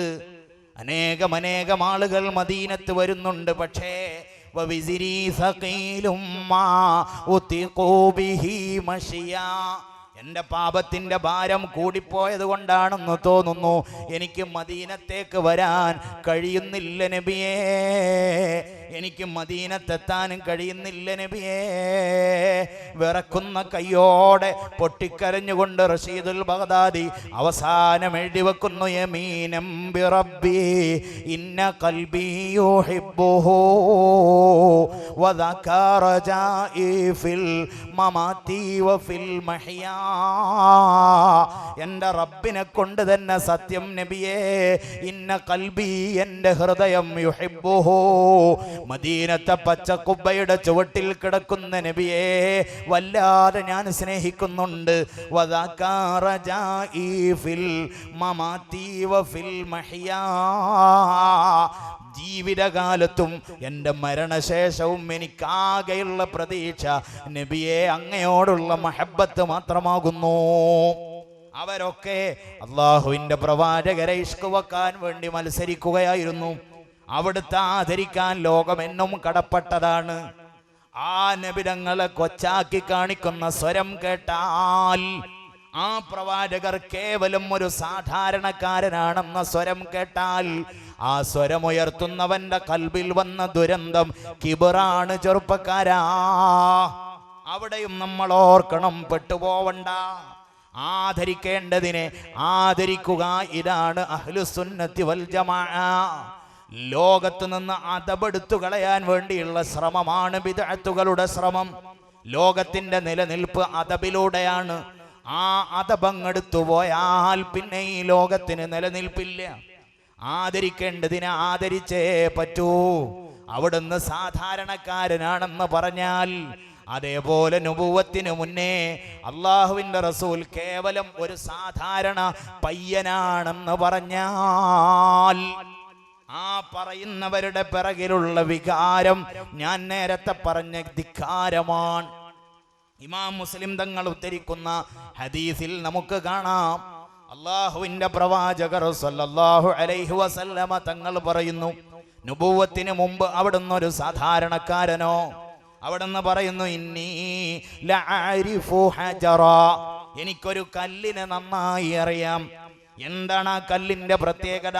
യുസല്ലിമു അലയ്യ, ആ കല്ലെനിക്ക് സലാം ചെല്ലാറുണ്ട്. ആ കല്ലെന്നെ കാണുമ്പോൾ സലാം മൊഴിയാറുണ്ട്. കല്ല് സംസാരിക്കുകയോ? അതേ, കല്ലെനിക്ക് സലാം ചെല്ലാറുണ്ട്. എപ്പോ? ഖബല അനൂബഅസ, എന്നെ പ്രവാചകനായി നിയോഗിക്കപ്പെടുന്നതിന് മുന്നേ, നുബൂവത്ത് എന്ന മഹാഭാരം എൻ്റെ തലയിൽ വരുന്നതിനും മുന്നേ, ഞാൻ നടന്നു പോകുമ്പോൾ മക്കത്തെ ഒരു കല്ല് എനിക്ക് സലാം ചെല്ലാറുണ്ട്. ഇന്നും ആ കല്ലിനെ ഞാൻ തിരിച്ചറിയുമെന്ന് അഷ്റഫുൽ ഖൽഖ് മുഹമ്മദുർ റസൂലുള്ളാഹി സ്വല്ലല്ലാഹു അലൈഹി വസല്ലം. അവിടുന്ന് സാധാരണക്കാരനോ? മാത്രമല്ല, നമുക്ക് കാണാം അവിടുത്തെ വിയർപ്പ് ശേഖരിക്കാൻ വരെ സഹാബത്ത് മത്സരിക്കുമായിരുന്നല്ലോ. ദുഹാ നമസ്കാരവും കഴിഞ്ഞ് അനസിന്റെ ചാരത്ത് കിടന്നപ്പോ, അനസിന്റെ വീട്ടിൽ കിടന്നപ്പോ റസൂലുള്ളാഹി ഉറങ്ങിപ്പോയി. സഹീഹ് മുസ്ലിമിലുണ്ടല്ലോ, ഉറങ്ങിപ്പോയപ്പോ മുത്തുമണികൾ പോലെ അവിടുത്തെ ശരീരത്തിൽ വിയർപ്പ് കണങ്ങൾ പൊടിഞ്ഞു. വീട്ടുകാരി അത് തുടച്ചു കുപ്പിയിലാക്കുമ്പോ അല്ലാഹുവിന്റെ റസൂല് ഞെട്ടി ഉണർന്നിട്ട് ചോദിക്കുന്നു, എന്തിനാണ് ഉമ്മു സുലൈമേ നീ എന്റെ വിയർപ്പ് ശേഖരിക്കുന്നത്? ഒരാൾ വേറൊരാളുടെ വിയർപ്പ് ശേഖരിക്കുകയോ? എന്തൊരു അലർജിയാണത്, എന്തൊരു വെറുപ്പാണത്, എന്തിനാണ് നിനക്ക് എന്റെ വിയർപ്പ്? എന്താ ഉമ്മു സുലൈമിന്റെ മറുപടി? നബിയേ, ഇതെനിക്ക് സുഗന്ധമായി ഉപയോഗിക്കാനാണ് നബിയേ. സാധാരണ നമ്മൾ സുഗന്ധം ഉപയോഗിക്കുന്നത് വിയർപ്പിന്റെ ഗന്ധം മാറാൻ. എന്നാലോ ഉമ്മു സുലൈം വിയർപ്പ് ഉപയോഗിക്കുന്നത്, റസൂലുള്ളാഹിന്റെ വിയർപ്പ് ശേഖരിക്കുന്നത് തൻ്റെ ശരീരത്തിന്റെ വിയർപ്പിന്റെ ഗന്ധം മാറിയിട്ട് കസ്തൂരിയെ വെല്ലുന്ന വാസന മുത്തുനബിയുടെ വിയർപ്പിനുണ്ടല്ലോ, അതിനു വേണ്ടിയാണ് ഞാനിത് ശേഖരിക്കുന്നത്. മറ്റൊരു റിപ്പോർട്ടിൽ കാണുന്നത്, നർജു ബറകതഹാ ലിസുബിയാനിനാ. എന്തിനാ നബിയെ വിയർപ്പെന്നറിയോ? ഇതുകൊണ്ട് ഞങ്ങളുടെ മക്കൾക്ക് ബർക്കത്തെടുക്കാനാണ് നബിയെ, അതിനാണ് അങ്ങയുടെ വിയർപ്പ്. ആ റസൂലുള്ളാഹി സ്വല്ലല്ലാഹു അലൈഹി വസല്ലമ തങ്ങളെ കേവലം ഒരു സാധാരണക്കാരന്റെ ആലയത്തിൽ കെട്ടുമ്പോ അവന്റെ കൽബിൽ വന്നുപോയ വികാരം അൽ കിബ്റു, അഹങ്കാരമാണ്. അഹങ്കാരം, താൻ വലിയവനാണെന്ന് തോന്നുക, അറിവുള്ളത് അറിയുന്നതോടുകൂടെ നിഷേധിക്കുക. എന്റെ സ്വരം കേൾക്കുന്ന പ്രിയപ്പെട്ട പെങ്ങളെ, എവിടെയൊക്കെ വഅദ് നടന്നിട്ടുണ്ടോ അവിടെയൊക്കെ മുഴങ്ങിക്കേട്ട ഒരു വചനമുണ്ട്, നരകക്കാരായ രണ്ടു കൂട്ടരെ എനിക്കറിയാം എന്ന മുഖവുരയോടെ രണ്ടാമതൊരു കക്ഷിയെ പരിചയപ്പെടുത്തുന്നുണ്ട്. ആ കക്ഷികളുടെ പ്രത്യേകതയും പറയുന്നുണ്ട്. ഞാനത് നീട്ടിപ്പരത്തി പറയുന്നില്ല. എന്താ കുറച്ച് പെണ്ണുങ്ങളെ കുറിച്ചാ പറഞ്ഞത്? അവരുടെ പ്രത്യേകതയോ, അവർ വസ്ത്രം ധരിച്ചിട്ടുണ്ടെന്ന് ആരെങ്കിലും പറഞ്ഞാൽ അത് ശരിയാണ്. കാസിയാത്തുൻ, അവർ വസ്ത്രം ധരിച്ചിട്ടുണ്ട്. എന്നാൽ ആ വസ്ത്രം ധരിച്ചിട്ടുണ്ട് എന്നതോടുകൂടെ അവർ നഗ്നകളെ പോലെ ഇരിക്കുന്നുണ്ട്. കാണാൻ പാടില്ലാത്തത് പലതും പുറത്തുണ്ട്, മറച്ചു വെക്കേണ്ടതൊക്കെ പുറത്ത് കാണുന്നുണ്ട്. മാത്രമല്ല, ചാഞ്ഞും ചരിഞ്ഞും അവർ നടക്കുന്നുണ്ട്. അന്യപുരുഷന്മാരെ തങ്ങളിലേക്ക് ആകർഷിപ്പിച്ചുകൊണ്ടാണ് അവരുടെ രംഗപ്രവേശനം. അത്തരത്തിലുള്ള പെണ്ണുങ്ങളെ ചൂണ്ടിയിട്ട് അള്ളാഹുവിന്റെ പ്രവാചകർ മുന്നേ ഓർമ്മിപ്പിച്ചു, ഞാൻ അവരെ എൻ്റെ കണ്ണുകൊണ്ട് കണ്ടിട്ടില്ല. പക്ഷേ ആ പെണ്ണുങ്ങളുടെ അവസ്ഥ ലാ യദ്ഖുൽനൽ ജന്ന, അവര് സ്വർഗത്തിൽ ഉണ്ടാവൂലെന്ന് മാത്രമല്ല, വലാ യജിദിന റീഹഹാ, ആ സ്വർഗത്തിന്റെ പരിമളം പോലും അവർക്ക് ലഭിക്കൂല. ഈ വാക്ക് ഈ പണിക്കർ റോഡിലെ പെങ്ങളെ ഇന്ന് നിന്റെ മനസ്സിൽ അലയടിക്കുമെങ്കിൽ, നാളെ രാവിലെ നീ അണിഞ്ഞൊരുങ്ങിയിട്ട് കോളേജിലേക്ക് പോകുമ്പോ തലയിലിട്ട തട്ടം പതുക്കെ താഴോട്ട് പോയാൽ എന്താ അതിനർത്ഥം? ഇത് തെറ്റാണെന്ന് എനിക്കറിയാം, പക്ഷേ ഞാൻ അംഗീകരിക്കില്ല. ആ സ്വഭാവത്തിന് തന്നെയല്ലേ ഞാൻ കിബറെന്ന് പറഞ്ഞത്. മാറുമറക്കാതെ തലമറക്കാതെ കയ്യിലൊരു മൊബൈൽ ഫോണുമായിട്ട് ഇറങ്ങുന്ന മങ്കമാർ, ആരുമൊക്കെയായിട്ടാ ബന്ധം? ആരൊക്കെയാ നിന്നെ വിളിച്ചത്? ആ മൊബൈൽ ഫോൺ എന്ന മാധ്യമത്തെ ആക്ഷേപിക്കാൻ ഞാൻ ആളല്ല. ആരോഗ്യകരമായി ഉപയോഗിക്കാൻ കഴിയുന്നവർ ഉപയോഗിക്കട്ടെ. പക്ഷേ നീയും അന്യപുരുഷന്മാരുമായിട്ട് എന്ത് ബന്ധം? അറബ് നാട്ടിൽ എവിടെയോ പണിയെടുക്കുന്ന സാധു, ആ സാധുവിന്റെ ചോര നീരായപ്പോ കിട്ടിയതല്ലയോ ഈ മൊബൈൽ ഫോണും നിന്റെ ചുരിദാറുമൊക്കെ? ആ ചുരിദാറും ധരിച്ചിട്ട് വീട്ടിൽ സ്വരൂപിച്ചു വെച്ച കാശുമൊക്കെ എടുത്തിട്ട് ഒരു പെണ്ണ് നാട് കടന്നു പോയല്ലോ. ഒന്നല്ല, ഒരുപാട് പോയല്ലോ. പത്രങ്ങളിൽ അത് വാർത്തയല്ലല്ലോ. ഈ സമൂഹം എന്നെ ഒന്ന് കണ്ണു തുറക്കുക. പ്രിയപ്പെട്ട പെങ്ങളെ, ഏതോ ഒരു നീചന്റെ ശരീരത്തോട് ചേർന്ന് കിടക്കുമ്പോ 1-2 സെക്കൻഡ് നീണ്ടു നിൽക്കുന്ന സുഖത്തിന് വേണ്ടി ലാ ഇലാഹ ഇല്ലല്ലാഹ് വലിച്ചെറിയാൻ എന്തുകൊണ്ട് പലർക്കും മടി തോന്നിയില്ല? ഈ ലോകത്ത് ഒരു മനുഷ്യന് കിട്ടിയ ഏറ്റവും വലിയ നിധിയല്ലയോ ലാ ഇലാഹ ഇല്ലല്ലാഹ്. ആ ലാ ഇലാഹ ഇല്ലല്ലാഹ് പിടിച്ച് നമുക്കൊന്ന് മരിക്കണ്ടയോ? ഏതോ ഒരു നീചന്റെ ശരീരത്തിൽ നിന്ന് കിട്ടുന്ന നൈമിഷിക വികാരത്തിന് വേണ്ടി ഇത് വലിച്ചെറിയാൻ പറ്റുമോ? ഈജിപ്തിലെ കൊട്ടാരത്തിലെ റാണിയെ കൊട്ടാരമുറ്റത്ത് മലർത്തിക്കിടത്തിയിട്ട് തന്റെ ഭർത്താവ് അടിവയറ്റിലേക്ക് പാര കുത്തിക്കയറ്റുമ്പോ ആസിയ പറഞ്ഞാ മതിയായിരുന്നു, ഫിർഔനേ മാപ്പ്. ഈ ഒരൊറ്റ വാക്ക് പറഞ്ഞിരുന്നുവെങ്കിൽ ആസിയ ഈജിപ്തിന്റെ റാണിയായിരുന്നു. നൈലിന്റെ ഓളങ്ങളിൽ അവൾക്ക് പാട്ടുപാടിയിട്ട് നീന്തി തുടിക്കാമായിരുന്നു. ഫറോവയുടെ രാജകൊട്ടാരത്തിലെ കിരീടാവകാശിയായിട്ട് വാഴാമായിരുന്നു. പക്ഷേ തന്റെ നിമിഷ നേരത്തെ സുഖത്തേക്കാൾ ലാ ഇലാഹ ഇല്ലല്ലാഹയാണ് വലുതെന്ന് ആസിയക്ക് തോന്നിയപ്പോ ആസിയ പറഞ്ഞു, റബ്ബേ, എനിക്ക് ഫറോവയുടെ കൊട്ടാരം വേണ്ട, എനിക്ക് ഹാമാന്റെ പാദസേവ വേണ്ട, എനിക്ക് നൈലിൽ കുളിക്കണ്ട റബ്ബേ, എനിക്ക് ഫറോവയുടെ കൊട്ടാരത്തിൽ ദർബാറിലെ ഉച്ചയുറക്കും വേണ്ട റബ്ബേ. റബ്ബിബ്നിലി ഇൻദക ബൈതം ഫിൽ ജന്ന, നിന്റെ പ്രവിശാലമായ മനോഹരമായ സ്വർഗീയാരാമത്തിൽ ഒരു കൊച്ചുകൂര ഈ ആസിയക്ക് നീ പണിയുമെങ്കിൽ അത് മതി ആസിയക്കെന്ന് പറഞ്ഞ് കണ്ണിലെ വെള്ളം വറ്റുവോളം ഒഴുകിയിട്ട് പിടഞ്ഞ് ഷഹീദായി പോയ ആസിയ ബീവിയുടെ കൊച്ചനുജത്തിമാരെ എന്തുകൊണ്ട് കണ്ണു തുറക്കുന്നില്ല? എന്തുകൊണ്ട് നമ്മൾ ആലോചിക്കുന്നില്ല? ഇത് തെറ്റാണെന്നറിഞ്ഞുകൊണ്ട് വീണ്ടും അത്തരത്തിൽ ഇറങ്ങി നടക്കുന്ന പെൺകുട്ടിയുടെ മനസ്സ് പറയട്ടെ, ഞാൻ ഈ ചെയ്യുന്നതിൻ്റെ പേര് അൽ കിബ്റു, അഹങ്കാരമാണ്. അഹങ്കാരമാണ്. ഇനി ഞാൻ എൻ്റെ ചെറുപ്പക്കാരോട് ചോദിക്കട്ടെ, അല്ലാഹുവിന്റെ പ്രവാചകർ സ്വല്ലല്ലാഹു അലൈഹി വസല്ലം ലോകത്ത് എത്ര അഭിമാനത്തോടെയുള്ള ഒരു സമൂഹത്തെയാ വളർത്തിയത്? മദ്യം ലോകത്ത് തിന്മയാണെന്ന് വിളിച്ചു പറയപ്പെട്ട ഒരു ഘട്ടമുണ്ട്. മദീന പള്ളിയിൽ നിന്ന് സ്വഹാബത്ത് ഓടി വീട്ടിലേക്ക് പോയ ഒരു രംഗമുണ്ട്. വീട്ടിൽ പോയിട്ട് മദ്യത്തിന്റെ പീപ്പകൾ മുഴുവനും തച്ചു പൊട്ടിച്ചിട്ട് കയ്യും കഴുകിയിട്ട് അല്ലാഹു ഞങ്ങളോട് പൊറുക്കുമോ എന്ന് ചോദിച്ച സ്വഹാബത്തിന്റെ അനന്തരഗാമികൾ മദീനത്തെ പള്ളിയുടെ മുറ്റത്ത് വന്നിട്ട് വായിൽ 2 കൈയും കടത്തിയിട്ട് ഛർദിച്ച് മദ്യത്തിന്റെ അവസാനത്തെ തുള്ളിയും എൻ്റെ വയറ്റിൽ നിന്ന് പുറത്തു വരട്ടെ എന്ന് പറഞ്ഞ് ഛർദിച്ച സഹാബത്തിന്റെ പിന്മുറക്കാർ, മദ്യത്തിന്റെ മൊത്തവിതരണക്കാരുടെ പേര് പത്രങ്ങളിൽ സചിത്രം കടന്നു വരുമ്പോ നമ്മളിൽ പലരുടെയും പേര് കാണുമ്പോ എന്തേ നമുക്ക് നാണം തോന്നുന്നില്ല?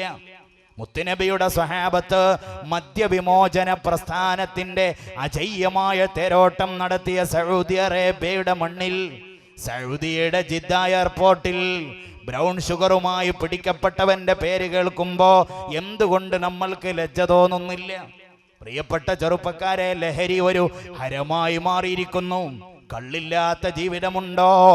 ഡിസംബർ 31 ജനുവരി 1 രാത്രി കുടിച്ച കള്ളിന്റെ കണക്കെത്ര? മദ്യത്തിൽ മുങ്ങിക്കുളിക്കുന്ന വർത്തമാനകാല ചെറുപ്പക്കാർ, പാൻമസാലയുടെ ബ്രൗൺ ഷുഗറിന്റെ കഞ്ചാവിന്റെ ഹഷീഷിന്റെ ചരസിന്റെ ലോകത്ത് അഭയം തേടുന്ന കൂട്ടുകാർ. ആർക്കാണിത് തെറ്റാണെന്നറിഞ്ഞുകൂടാത്തത്? പക്ഷേ എന്നെ പഠിപ്പിക്കാൻ ഇവിടെ ആരുണ്ട്? ചുണ്ടത്ത് വൃത്തികേടും തിരികെ നടക്കുന്ന കൂട്ടുകാരനോട് സ്നേഹത്തോടെ അതിലുപരി വാത്സല്യത്തോടെ ചോദിക്കട്ടെയോ, നിന്റെ ചുണ്ട് ഈ വൃത്തികേട് വെച്ച് വികൃതമാക്കാനുള്ളതോ? നിന്റെ ചുണ്ട് ഈ കള്ളിന്റെ കുപ്പി വെച്ച് വികൃതമാക്കാനോ? നിമിഷ നേരത്തേക്ക് നീ ഏതോ ഒരു മനോലോകത്തേക്ക് യാത്ര പോവുമെങ്കിൽ നിനക്ക് വിശാലമായ ഒരു ലോകം വരുന്നില്ലയോ? അവിടെ നക്ഷത്ര സമാനമായ കോപ്പകളിൽ തനിക്ക് അല്ലാഹു നൽകിയ ഹൗദിൽ നിന്ന് മുത്തുനബി കോരിക്കൊടുക്കുമ്പോ ആ കോപ്പ ഈ ചുണ്ടത്തൊന്ന് ചേർത്ത് വെക്കണ്ടയോ? ഈ ചുണ്ടിനെ നീ പാൻ മസാല കൊണ്ട് വൃത്തികേടാക്കുകയോ? ഈ ചുണ്ടിനെ നീ വൃത്തികെട്ടത് തിരികെ വെച്ചിട്ട് വൃത്തികേടാക്കുകയോ? എന്തേ നമ്മൾ ഓർക്കുന്നില്ല? എന്തേ നമ്മൾ ആലോചിക്കുന്നില്ല? വേൾഡ് ഹെൽത്ത് ഓർഗനൈസേഷന്റെ ഏറ്റവും പുതിയ കണക്ക് പ്രകാരം ലോകത്ത് ആകെ ഉൽപ്പാദിപ്പിക്കപ്പെടുന്ന പാൻ മസാലയുടെ ഏകദേശം 30% വിറ്റഴിക്കപ്പെടുന്നത് നമ്മുടെ മാർക്കറ്റുകളിലാണത്രേ. നമ്മുടെ മാർക്കറ്റുകളിൽ ലോകത്ത് ഏറ്റവും കൂടുതൽ വായക്കും അനുബന്ധ അവയവങ്ങൾക്കും ക്യാൻസർ വന്ന് അകാലത്തിൽ പിടഞ്ഞ് മരിച്ചു പോകുന്നവർ ജീവിക്കുന്ന രാജ്യം ഇന്ത്യയാണത്രേ. എന്താ നമ്മൾ ഉണരാത്തത്? സ്കൂളിലുള്ള മക്കൾ പോലും ലഹരിയുടെ അടിമകൾ. വീട്ടിൽ നിന്ന് പോക്കറ്റ് മണി കൊടുത്തയച്ച് പറഞ്ഞേക്കുകയാണ് 100ഉം 50ഉം ഒക്കെ. ഗൾഫുകാരന്റെ പത്രാസ് 4 പേരറിയട്ടെ.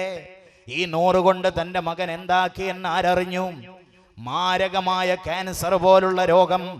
ആ രോഗം വന്നിട്ട് ശരീരത്തിന്റെ വേദന സഹിക്കാൻ കഴിയാതെ കൈകാലിട്ടടിക്കുന്ന ക്യാൻസർ രോഗിക്ക് മടിച്ചുകൊണ്ട് ഡോക്ടർ എഴുതി കൊടുക്കുന്ന വേദനാ സംഹാരികൾ അതുവരെ പൊടിച്ച് കലക്കിയിട്ട് പെപ്സിയിലും മിറിണ്ടയിലും കലക്കി കുടിക്കുന്ന 17ഉം 18ഉം വയസ്സുള്ള കൗമാരക്കാർ. ഉണരാൻ തയ്യാറുണ്ടോ ബാപ്പമാർ? മക്കളെ വളർത്തുക എന്ന് പറഞ്ഞാൽ 4 നേരം തീറ്റ കൊടുക്കലാണെന്ന വ്യാഖ്യാനം തിരുത്തി എഴുതുക. നമ്മുടെ മക്കളുടെ അബദ്ധസഞ്ചാരത്തെക്കുറിച്ച് ഒരു വേളയെങ്കിലും ചിന്തിക്കാൻ ഈ പണക്കൊതിക്കിടയിൽ നമുക്കെന്നെങ്കിലും സമയം കടന്നു വരട്ടെ. പെൺകുട്ടികൾ വരെ ലഹരിയുടെ അടിമകളാണത്രേ.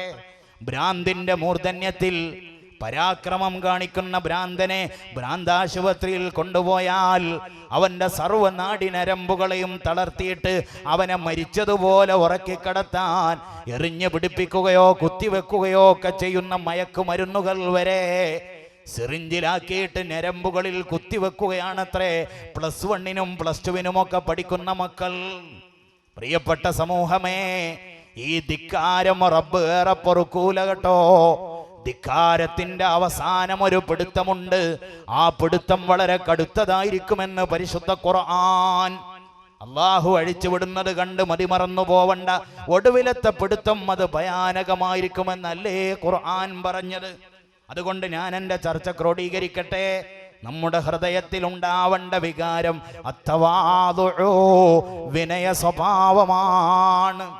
ലോകത്താരൊക്കെ ഉയർന്നുവോ അവരിലൊക്കെ നമ്മൾ കണ്ടു വിനയം. ലോകത്തേറ്റവും ഉയർന്നത് മറ്റാരുമല്ല, ലോകത്തിന്റെ നേതാവ് മുഹമ്മദുർ റസൂലുള്ളാഹി സ്വല്ലല്ലാഹു അലൈഹി വസല്ലം. എന്താ അവിടുത്തെ വിനയം? എന്താ അവിടുത്തെ താഴ്മ? 10 കൊല്ലക്കാലം റസൂലുള്ളാഹിക്ക് ഖിദ്മത്തെടുത്ത മഹാനായ സയ്യിദുനാ അനസ് റളിയല്ലാഹു അൻഹു പറയുന്നുണ്ടല്ലോ, വലഖദ് ഖദംതു റസൂലല്ലാഹി സ്വല്ലല്ലാഹു അലൈഹി വസല്ലം 10 സിനീൻ. 10 കൊല്ലക്കാലം ഞാൻ റസൂലുള്ളാഹിന്റെ ഖാദിമാണ്. എന്നാലോ ഫമാ ഖാല ലീ ഖത്തു, ആ 10 കൊല്ലത്തിനിടയ്ക്ക് ഒരിക്കൽ പോലും എന്നോട് പറഞ്ഞിട്ടില്ല ഉഫിൻ ചേ എന്ന ഒരു വാക്ക് അവിടുന്ന് പറഞ്ഞിട്ടില്ല. എന്ന് മാത്രമല്ല വലാ ഖാല ലിശൈഇൻ ഫഅൽതുഹു, ഞാൻ ചെയ്ത ഒരു കാര്യത്തെ ചൂണ്ടിയിട്ട് ലിമ ഫഅൽതഹു, നീ എന്തിനനസേ അങ്ങനെ ചെയ്തു എന്നോട് പറഞ്ഞിട്ടില്ല. ഞാൻ ചെയ്യാതെ പോയ ഒരു കാര്യത്തെ ചൂണ്ടിയിട്ട് അലാ ഫഅൽത കദാ, അങ്ങനെ ചെയ്തുകൂടായിരുന്ന അനസേ എന്ന് 10 കൊല്ലത്തിനിടയ്ക്ക് എന്നോട് പറഞ്ഞിട്ടില്ല. ആ ഒരു വിനയം. എന്താണ് ആ വിനയം? മദീനത്തെ പള്ളിയിൽ മുത്തുനബിക്കൊരു പായ ഉണ്ടായിരുന്നു, ഒരു ഈന്തപ്പനയുടെ പായ. ആ ഈന്തപ്പനയുടെ പായയിൽ കിടന്നിട്ട് ഒരു നാൾ എണീറ്റപ്പോ ശരീരത്തിന്റെ വലഭാഗത്ത് അങ്ങനെ തന്നെ കല വന്നത് കണ്ട് സഹിക്കാഞ്ഞിട്ട് അള്ളാഹുവിന്റെ പ്രവാചകരോട് സഹാബത്തിന്റെ ചോദ്യം, അള്ളാഹുവിന്റെ നബിയേ, അങ്ങേക്ക് ഞങ്ങളൊരു വിരിപ്പ് വാങ്ങിത്തരട്ടെയോ?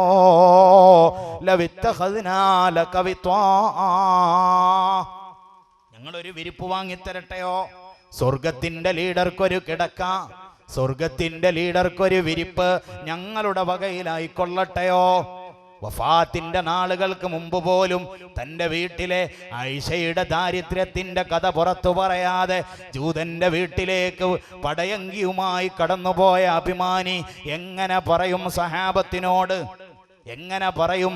പാണ്ഡിത്യത്തിന്റെ അളവുകോല് പോലും സുഖലോലുപതയായി വ്യാഖ്യാനിക്കപ്പെടുന്ന വർത്തമാനകാലം, പാണ്ഡിത്യത്തിന്റെ അളവുകോല് പോലും പണമായി വിശദീകരിക്കപ്പെടുന്ന, താൻ അനുഭവിക്കുന്ന സുഖ സൗകര്യങ്ങളായി വ്യാഖ്യാനിക്കപ്പെടുന്ന ലോകത്ത് തിരിഞ്ഞു നോക്കുമോ മദീനയിലേക്ക്?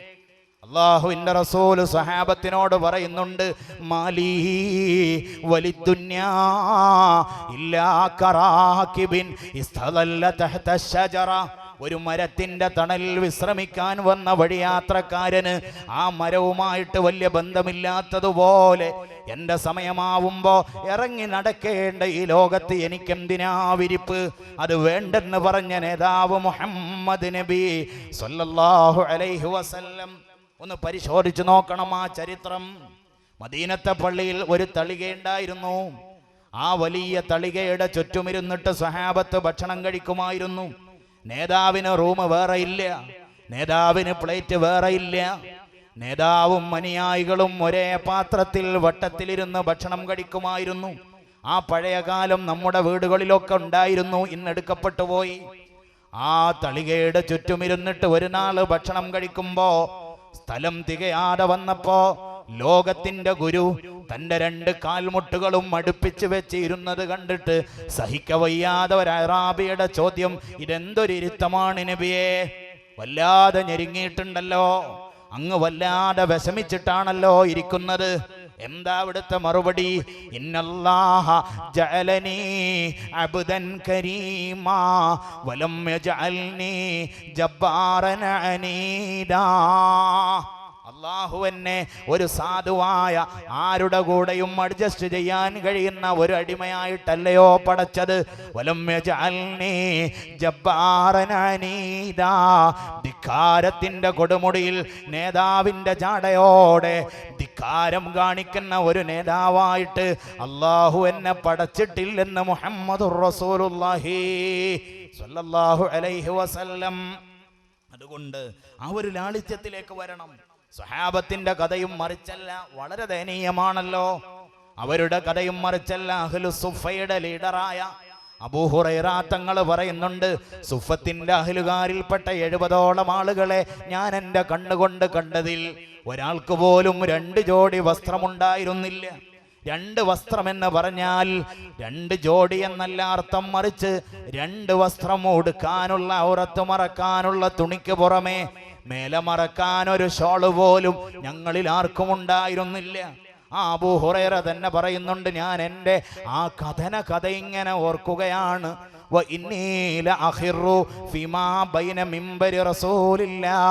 ഞാൻ റസൂലുള്ളാഹിന്റെ മിമ്പറിന്റെ ഇടയിൽ ഇലാ ഹുജറത്തി ആയിഷ റളിയല്ലാഹു അൻഹാ, ആയിഷ ബീവിയുടെ റൂമിന്റെയും മുത്തുനബിയുടെ മിമ്പറയുടെയും ഇടയിൽ ഞാൻ വീണ് കിടക്കാറുണ്ട്. മഗ്ഷിയ, ബോധമില്ലാതെ വീണ് കിടക്കാറുണ്ട്.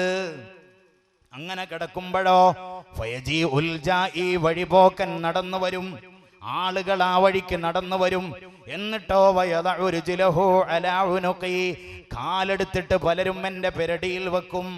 എന്നെ ചവിട്ടിയിട്ട് ചിലരിങ്ങനെ നടന്നു പോകും. വയറാ, അവൻ മനസ്സിലാക്കുന്നത് അന്നീ മജ്നൂൻ, ഞാൻ ഭ്രാന്തനാണെന്നാണ്. ഞാനൊരു ഭ്രാന്തൻ, കണ്ടില്ലേ ഒരു ഭ്രാന്തൻ എന്ന് പറഞ്ഞ് എന്നെ ചവിട്ടിയിട്ട് പലരും പോവും. പക്ഷേ വമാബിഹി മിൻ ജുനൂൻ, എനിക്ക് ഭ്രാന്തില്ല കേട്ടോ. പിന്നെ ഞാൻ എന്തിനാ അങ്ങനെ കിടന്നതെന്നറിയോ? മാബി ഇല്ലൽ ജൂ, വിശപ്പല്ലാത്ത ഒരു കുഴപ്പവും എനിക്കില്ല കേട്ടോ. വിശപ്പ് സഹിക്കാൻ കഴിയാഞ്ഞിട്ട് ഞാൻ എൻ്റെ വയറ് നിലത്തോട് ചേർത്ത് വെച്ച് കിടന്നതാണെന്ന് സയ്യിദുനാ അബൂ ഹുറൈറ റളിയല്ലാഹു അൻഹു. എന്താ അവരുടെ അവസ്ഥ? എന്താ അവരുടെ ജീവിത നിലവാരം? എന്താ? യുദ്ധഭൂമിയിൽ പോലും പട്ടിണി കിടന്നവർ.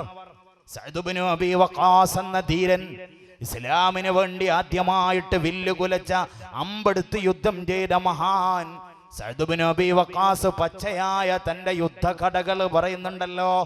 വഇന്നീല അവ്വലുൽ അറബ്, ഞാൻ അറബികളിൽ ഒന്നാമനാണ്.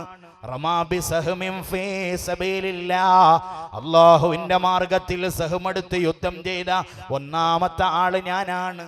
വകുന്നാ നഗ്സൂ മഅൻ നബി സല്ലല്ലാഹു അലൈഹി വസല്ലം, ഞങ്ങൾ അല്ലാഹുവിന്റെ റസൂലിന്റെ കൂടെ പല യുദ്ധങ്ങളിലും പങ്കെടുക്കാറുണ്ട്. എന്താ ഞങ്ങളുടെ അവസ്ഥ? വമാലനാ ത്വആം, ദക്ഷിണാഫ്രിക്കയിലെങ്ങാണ്ട് വേൾഡ് കപ്പിന്റെ പന്തുരുണ്ടപ്പോ രാത്രി 1 മണിക്കും 2 മണിക്കും ടെലിവിഷൻ സ്ക്രീനിന്റെ മുന്നിൽ ചിപ്സും കുറിച്ച് കളി കണ്ട കൂട്ടുകാരാ, നിനക്ക് ഇശാ ഉണ്ടായിരുന്നില്ല, സുബഹി എന്ന നമസ്കാരം പോലും പലർക്കും ഓർമ്മയുണ്ടായിരുന്നില്ല. എന്നാൽ ഞാനും നീയുമൊക്കെ മുസ്ലിമായി നടക്കണം. അതിന് നമുക്കൊരഭിമാനം വേണം.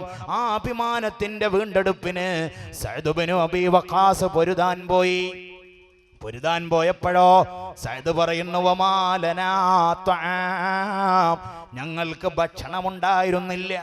ആരോടാ യുദ്ധം ചെയ്യേണ്ടത്? അബൂജഹലിനോട്, ഉത്ബത്തിനോട്, ശൈബത്തിനോട്, വലീദിനോട്. എന്താ അവരുടെ അവസ്ഥ?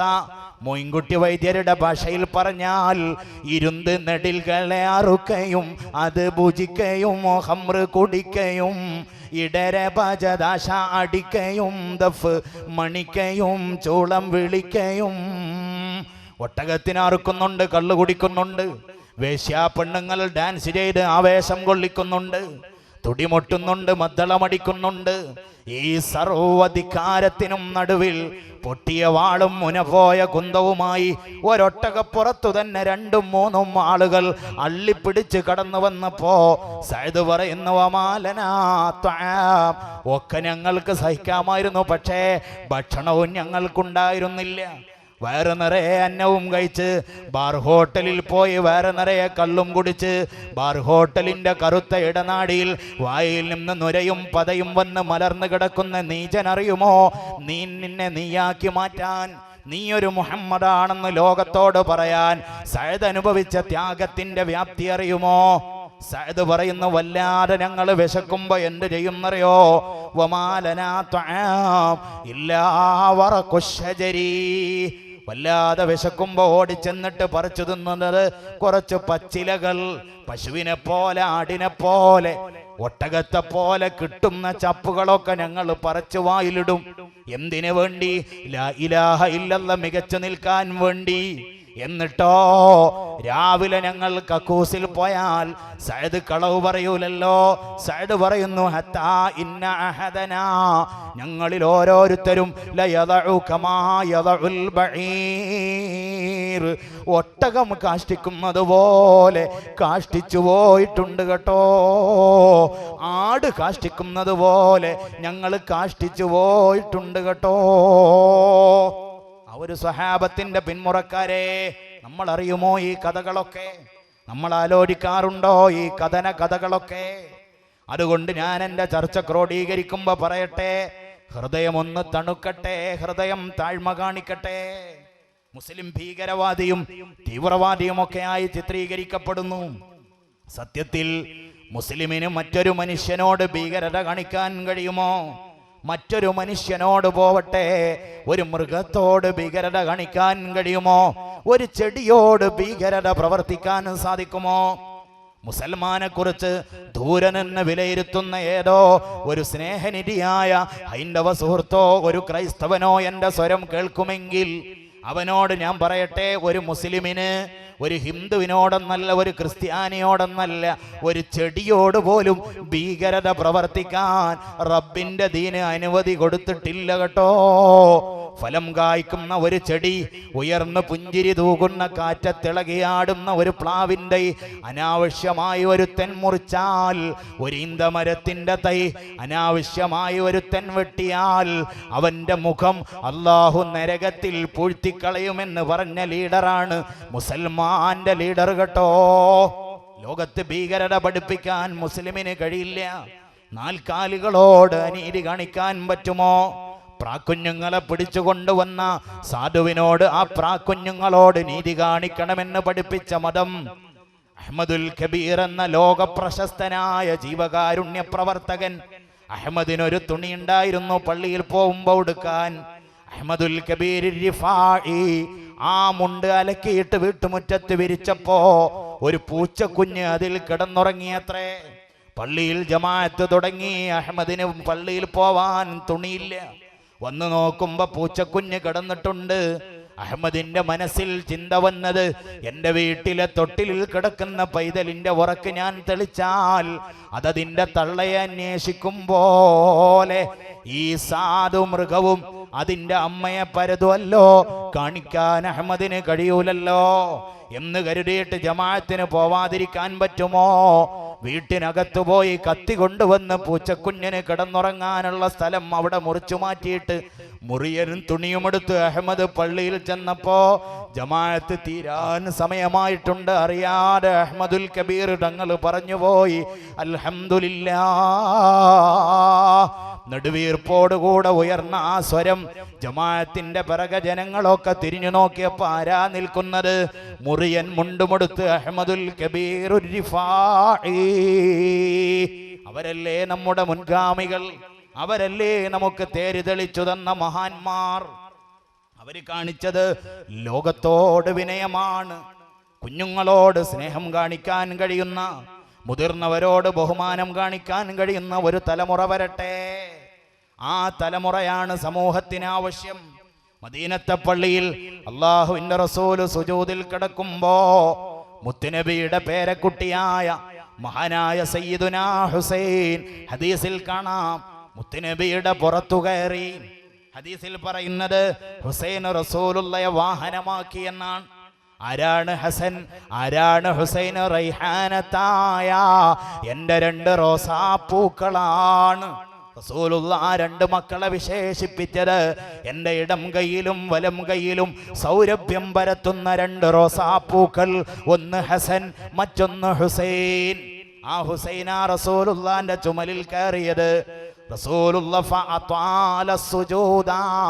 സ്വഹാബത്ത് പിറകിൽ മൗമൂമിങ്ങളാണ്. റസൂലുള്ള സുജൂദ് അങ്ങ് നീട്ടി. നീണ്ട സുജൂദ് കണ്ടപ്പോ സ്വഹാബത്തിന് വെപ്രാളമായി. എന്തോ സംഭവിച്ചു പോയോ? അപകടം വല്ലതും പറ്റിപ്പോയോ? വഹിയുമായിട്ട് ജിബ്രീൽ വന്നുപോയോ? നിസ്കാരം കഴിഞ്ഞപ്പോ അവരുടെ ചോദ്യം, ലിമ അതൽത സുജൂദ യാ റസൂലല്ലാഹ്. എന്തിന് സുജൂദ് നീട്ടി നബിയേ? സുജൂദ് എന്തിനാ നീട്ടിയത്? അവിടുത്തെ മറുപടി, സഹാബത്തെ, എൻ്റെ പേരക്കുട്ടി എന്നെ വാഹനമാക്കി. അവനെന്തോന്ന് കരുതിയിട്ടായിരിക്കല്ലോ എൻ്റെ പുറത്തു കയറിയത്. അവനെ താഴെ ഇറക്കാൻ ഞാൻ വെറുത്തു സഹാബത്തെ. അതുകൊണ്ടാണ് സുജൂദ് നീട്ടിയതെന്ന് ലോകത്തിൻ്റെ കാരുണ്യവാൻ മുഹമ്മദ് മുസ്തഫ സല്ലല്ലാഹു അലൈഹി വസല്ലം. അതുകൊണ്ട് ആ ഒരു കാരുണ്യം ഹൃദയത്തിൽ നിന്ന് അഹങ്കാരം ഒഴിവാക്കി ആ ഒരു കാരുണ്യത്തിലേക്ക് പറിച്ചു നടാൻ നമ്മുടെ കൽബിനെ നാം പരുവത്തിലാക്കിയാൽ ഈ സദസ്സ് വിജയിച്ചു. ഞാൻ പറഞ്ഞ 2 പ്രധാന പോയിന്റുകൾ, ഒന്ന് നന്ദി, മറ്റൊന്ന് വിനയം. ഇത് രണ്ടും ഉണ്ടാവട്ടെ. ജീവിച്ചിരിക്കുന്ന നമ്മുടെ മുന്നിൽ തന്നെ ഒരുപാട് ഉദാഹരണങ്ങൾ നമുക്ക് കാണാൻ സാധിക്കും. നമ്മുടെ നാട്ടിൽ നമുക്കറിയാം, ഈ മഹാവേദിക്ക് നഗരി ഒരുക്കപ്പെട്ടത് മഹാനായ ശൈഖുനാ KT ഉസ്താദാണ്. എന്താ KT ഉസ്താദിന്റെ പത്രാസ്? ആ ഒരു ലാളിത്യം തന്നെയായിരുന്നു.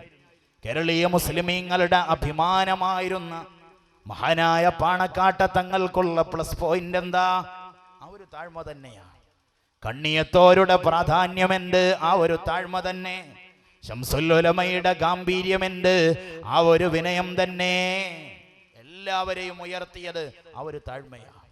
വിശേഷിച്ച് നമ്മുടെ ജീവിതത്തിൽ നമ്മൾ തൊട്ടറിഞ്ഞ, നമ്മൾ കണ്ടറിഞ്ഞ വലിയ ഉദാഹരണമാണല്ലോ മഹാനായ പാണക്കാട്ടത്തങ്ങൾ. അഹ്ലുബൈത്തിന്റെ വർത്തമാനം പറഞ്ഞ് നമുക്ക് അവസാനിപ്പിക്കാം. കാരണം നമ്മുടെ മദ്ഹബിന്റെ ഇമാമായ ഇമാമുന ഷാഫി തങ്ങൾ തൻ്റെ വലതുകൈയിൽ കിതാബ് കിട്ടണമെന്ന് കൊതിച്ചത് തങ്ങന്മാരോടുള്ള സ്നേഹം കൊണ്ടാണല്ലോ. അലുന്നബിയതി വഹുമു ഇലൈഹി വസീലതി അർജൂ ബിഹിം താഗദൻ ബിയദിൽ യമീനി സഹീഫതി. ആരാ പാണക്കാട്ടത്തങ്ങൾ? ആരാ പാണക്കാട്ടത്തങ്ങൾ എന്ന് എന്നോട് ആര് ചോദിച്ചാലും ഞാൻ അവർക്ക് മറുപടി കൊടുക്കുന്നത് സഹീഹ് മുസ്ലിമിലെ ഒരു ഹദീസാകുന്നു. ആരാ പാണക്കാട്ടത്തങ്ങൾ? അല്ലാഹുവിന്റെ റസൂൽ ആ വലിയ മനുഷ്യനെ ദീർഘദർശനം ചെയ്ത് പറഞ്ഞതുപോലെ തോന്നിപ്പോവുന്ന ഒരു വാക്ക് എന്താ അവിടുന്ന് പറയുന്നത്? 3 ഗുണങ്ങൾ. മാനഖസത് സദഖത്തും മിമ്മാൽ വമാ സാദല്ലാഹു അബ്ദൻ ബിഅഫ്വിൻ ഇല്ലാ ഇസ്സാ വമാ തവാലാ അഹദുൻ ഇല്ലാ റഫഅഹുല്ലാഹ്. മാനഖസത് സദഖത്തുൻ, ധർമ്മം ചുരുക്കിക്കളഞ്ഞിട്ടില്ല. മിമ്മാൽ, സമ്പത്തിൽ നിന്ന് ധർമ്മം ഒന്നിനെയും ചുരുക്കിക്കളഞ്ഞിട്ടില്ല. ആരാ പാണക്കാട്ടത്തങ്ങൾ? മറുപടി, വാരിക്കോരിക്കൊടുത്ത ധർമ്മിഷ്ഠനായിരുന്നല്ലോ. പലർക്കും അറിയാതെ പോയല്ലോ ആ ഉദാരത. ഹസനാരി പറഞ്ഞിരുന്നല്ലോ, തൃശ്ശൂരിൽ ജ്വല്ലറി ഉദ്ഘാടനം കഴിഞ്ഞ് തിരിച്ചു പോരുമ്പോ കാറിന്റെ പിൻസീറ്റിലിരുന്നിട്ട് JDT-യുടെ സാരഥിയായ ഹസനാജി ആലോചിച്ചു പോയത്രേ, ഓരോ ദിവസവും 3-4 ജ്വല്ലറികളും വലിയ ഷോപ്പിംഗ് മാളുമൊക്കെ തുറക്കുന്ന പാണക്കാട്ടുകാരുടെ ആസ്തി എത്രയായിരിക്കും? അവർക്ക് കിട്ടുന്ന പാരിതോഷികങ്ങൾ ഏത് മേശയിലായിരിക്കും അവർ കൊണ്ടുവെക്കുന്നത്? ഈ സംശയത്തോടെ യാത്ര ചെയ്ത ഹസനാരിക്ക് റബ്ബ് അതേ യാത്രയിൽ അത് ദൂരീകരിച്ചു കൊടുത്തത് ഹസനാരി പറഞ്ഞത് നമ്മൾ വായിച്ചല്ലോ. എന്താ പറഞ്ഞത്? കോട്ടക്കലെ ചങ്കുവട്ടിയിൽ കാറെത്തിയപ്പോ തങ്ങൾ പറഞ്ഞു അത്രേ, ഹസനാരി എനിക്കൊരു മരണ വീട്ടിൽ പോവാനുണ്ട്. മരണ വീട്ടിൽ പോയി ദുആ കഴിഞ്ഞ് തിരിച്ചു വരുമ്പോ കാറിന്റെ ഓരത്തൊരു സഹോദരി കാത്തിരിപ്പുണ്ട്. തങ്ങളെ കണ്ടപ്പോ വല്ലാത്ത വിഷമത്തോടെ ആ സഹോദരി പറഞ്ഞു അത്രേ, തങ്ങളെ, എന്റെ ഇന്നവരുടെ കല്യാണം, എന്റെ മകളുടെ കല്യാണം ഇത്രാം തീയതിക്ക് നിശ്ചയിച്ചിട്ടുണ്ട്, ഒരു വകയും കണ്ടിട്ടില്ല തങ്ങളെ, തങ്ങളൊന്ന് ദുആരക്കണം. പണക്കാട്ടുകാരൊന്ന് ദുആ ചെയ്താൽ മതി. മഹാനായ തങ്ങൾ റോഡിൽ വെച്ച് ദീർഘനേരം ദുആ ചെയ്തത്രേ. തട്ടത്തിന്റെ തല കൊണ്ട് കണ്ണിലെ വെള്ളവും തുടച്ചു പോകുന്ന ആ മലപ്പുറത്തെ നാട്ടിൻ പുറത്തുകാരി പെണ്ണിനോട് തങ്ങൾ പറയുന്നു, പോവല്ല. ഡ്രൈവറെ വിളിച്ചിട്ട് പറയുന്നു പെട്ടിയെടുക്കാൻ. ഹസനാരി അത്ഭുതത്തോടെ സൗഹൃദത്തോടെ നോക്കുകയാണ്. മഹാനായ തങ്ങൾ ആ പെട്ടി വാങ്ങിയിട്ട് തുറന്നു പോലും നോക്കാതെ ആ സഹോദരിയുടെ കയ്യിൽ കൊടുത്തിട്ട് പറഞ്ഞത്രേ, പെങ്ങളെ, ഇത് പൊന്നാണ്, എത്രയുണ്ടെന്ന് എനിക്കറിയില്ല. ഹസനാരി പറയുന്നു, തങ്ങൾക്കറിയില്ല, ശരിയാണ്, പക്ഷേ എനിക്കറിയാം. അതിൽ 20 പവനുണ്ടായിരുന്നു. ആ സ്വർണം ആ സഹോദരിയുടെ കയ്യിൽ കൊടുത്തിട്ട് പറഞ്ഞ വാക്ക്, പോരായ്മ വല്ലതും വന്നാൽ പാണക്കാട്ടേക്ക് വരണം, നമുക്ക് പരിഹാരമുണ്ടാക്കാം. മാനഖസത്ത് സദഖത്തും മിമ്മാൽ. ഈ ചർച്ച ഇവിടെ അവസാനിക്കുമ്പോ നമ്മുടെ കൽബിലേക്ക് പെയ്തിറങ്ങട്ടെ ആ നല്ല മനുഷ്യൻ.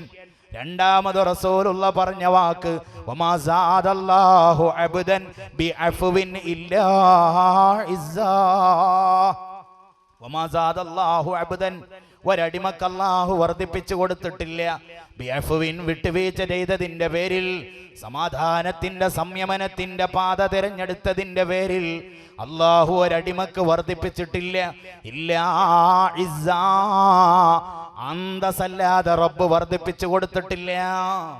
എപ്പോഴും ഈ സമുദായത്തോട് സമാധാനത്തിന്റെ കാഹളം മുഴക്കാൻ ആ നേതാവ് മുമ്പേ നടന്നിരുന്നു. പലരും ആകുലപ്പെട്ട സമയം, പലരും ബേജാറോടെ നോക്കിക്കണ്ട സമയം, ബാബരിയുടെ തകർച്ചയും അനുബന്ധ ഘട്ടങ്ങളുമൊക്കെ ഈ സമുദായത്തെ എത്രമേൽ വേദനിപ്പിച്ചിരുന്നു. ആ ഘട്ടത്തിലൊക്കെ സമാധാനത്തിന്റെ താരാട്ടുപാടി അന്യ സമുദായത്തിനെ അതിക്രമമായിട്ടൊരു പോറല് പോലും വരാതെ കൈരളിയുടെ മണ്ണിൽ കാത്തു സൂക്ഷിക്കാൻ ഏതൊരു നേതാവ് മുമ്പിൽ നടന്നുവോ ആ നേതാവിനെ കുറിച്ച് തന്നെയാണോ അല്ലാഹുവിന്റെ റസൂല് പറഞ്ഞത്, ഇതാ വിട്ടുവീഴ്ചയുടെ വഴി തെരഞ്ഞെടുത്ത ഒരാൾക്ക് അന്തസ്സല്ലാതെ റബ്ബ് വർദ്ധിപ്പിച്ചു കൊടുത്തിട്ടില്ല കേട്ടോ. യുദ്ധവും കഴിഞ്ഞ് തിരിച്ചു പോകുമ്പോ മരത്തണലിൽ വിശ്രമിക്കുന്ന മുത്തുനബി തന്റെ വാള് മരച്ചില്ലയിൽ വെച്ച സംഭവം നമുക്കറിയാം.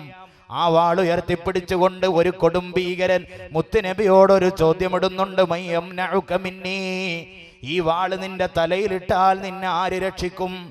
ആ ചോദ്യത്തിന് സുസ്മേരവദനായി അർപ്പണബോധത്തോടെ അവിടുന്ന് പറഞ്ഞു, അല്ലാഹ്, എന്നെ അല്ലാഹു രക്ഷിക്കും.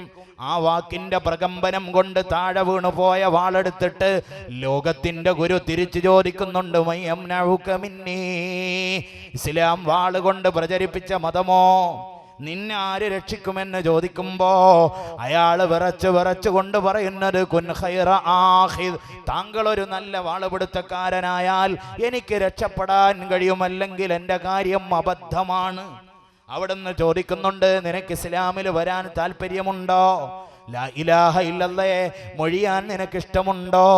ഇസ്ലാമിലേക്കൊരു മെമ്പർഷിപ്പ് നിനക്ക് തരട്ടെയോ? ഖാല ലാ, അയാൾ പറയുന്നു, എനിക്കതിനൊന്നും മനസ്സില്ല. എന്നാൽ പിന്നെ അയാളെ ഒരു വെട്ട് കൊടുക്കണമായിരുന്നു. പക്ഷേ അള്ളാഹുവിൻ്റെ പ്രവാചകർ അയാളെ വെറുതെ വിട്ടു പോയിക്കോളാൻ പറഞ്ഞു. എന്നാൽ അയാളുടെ വീട്ടിൽ ചെന്നിട്ട് അയാളുടെ നാട്ടിൽ ചെന്നിട്ട് ഒരഭിപ്രായം പറയുന്നുണ്ട്. എന്താണ് അയാൾ പറയുന്ന അഭിപ്രായം? ജിഅ്തുകും മിൻ ഇൻദി ഖൈരിന്നാസ്, ഞാൻ എവിടെ നിന്നാ വരുന്നതെന്നറിയോ?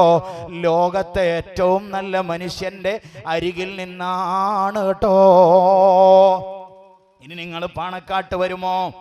പള്ളിയിലേക്ക് ചാഞ്ഞു നിൽക്കുന്ന തെങ്ങിന്മേലെ നിന്ന് തേങ്ങ വീണിട്ട് പള്ളിയുടെ ഓട് തകർന്നപ്പോ കമ്മിറ്റി ഭാരവാഹികൾ ഹിന്ദു സഹോദരനോട് പറയുന്നു, ആ തെങ്ങൊന്ന് മുറിക്കണം.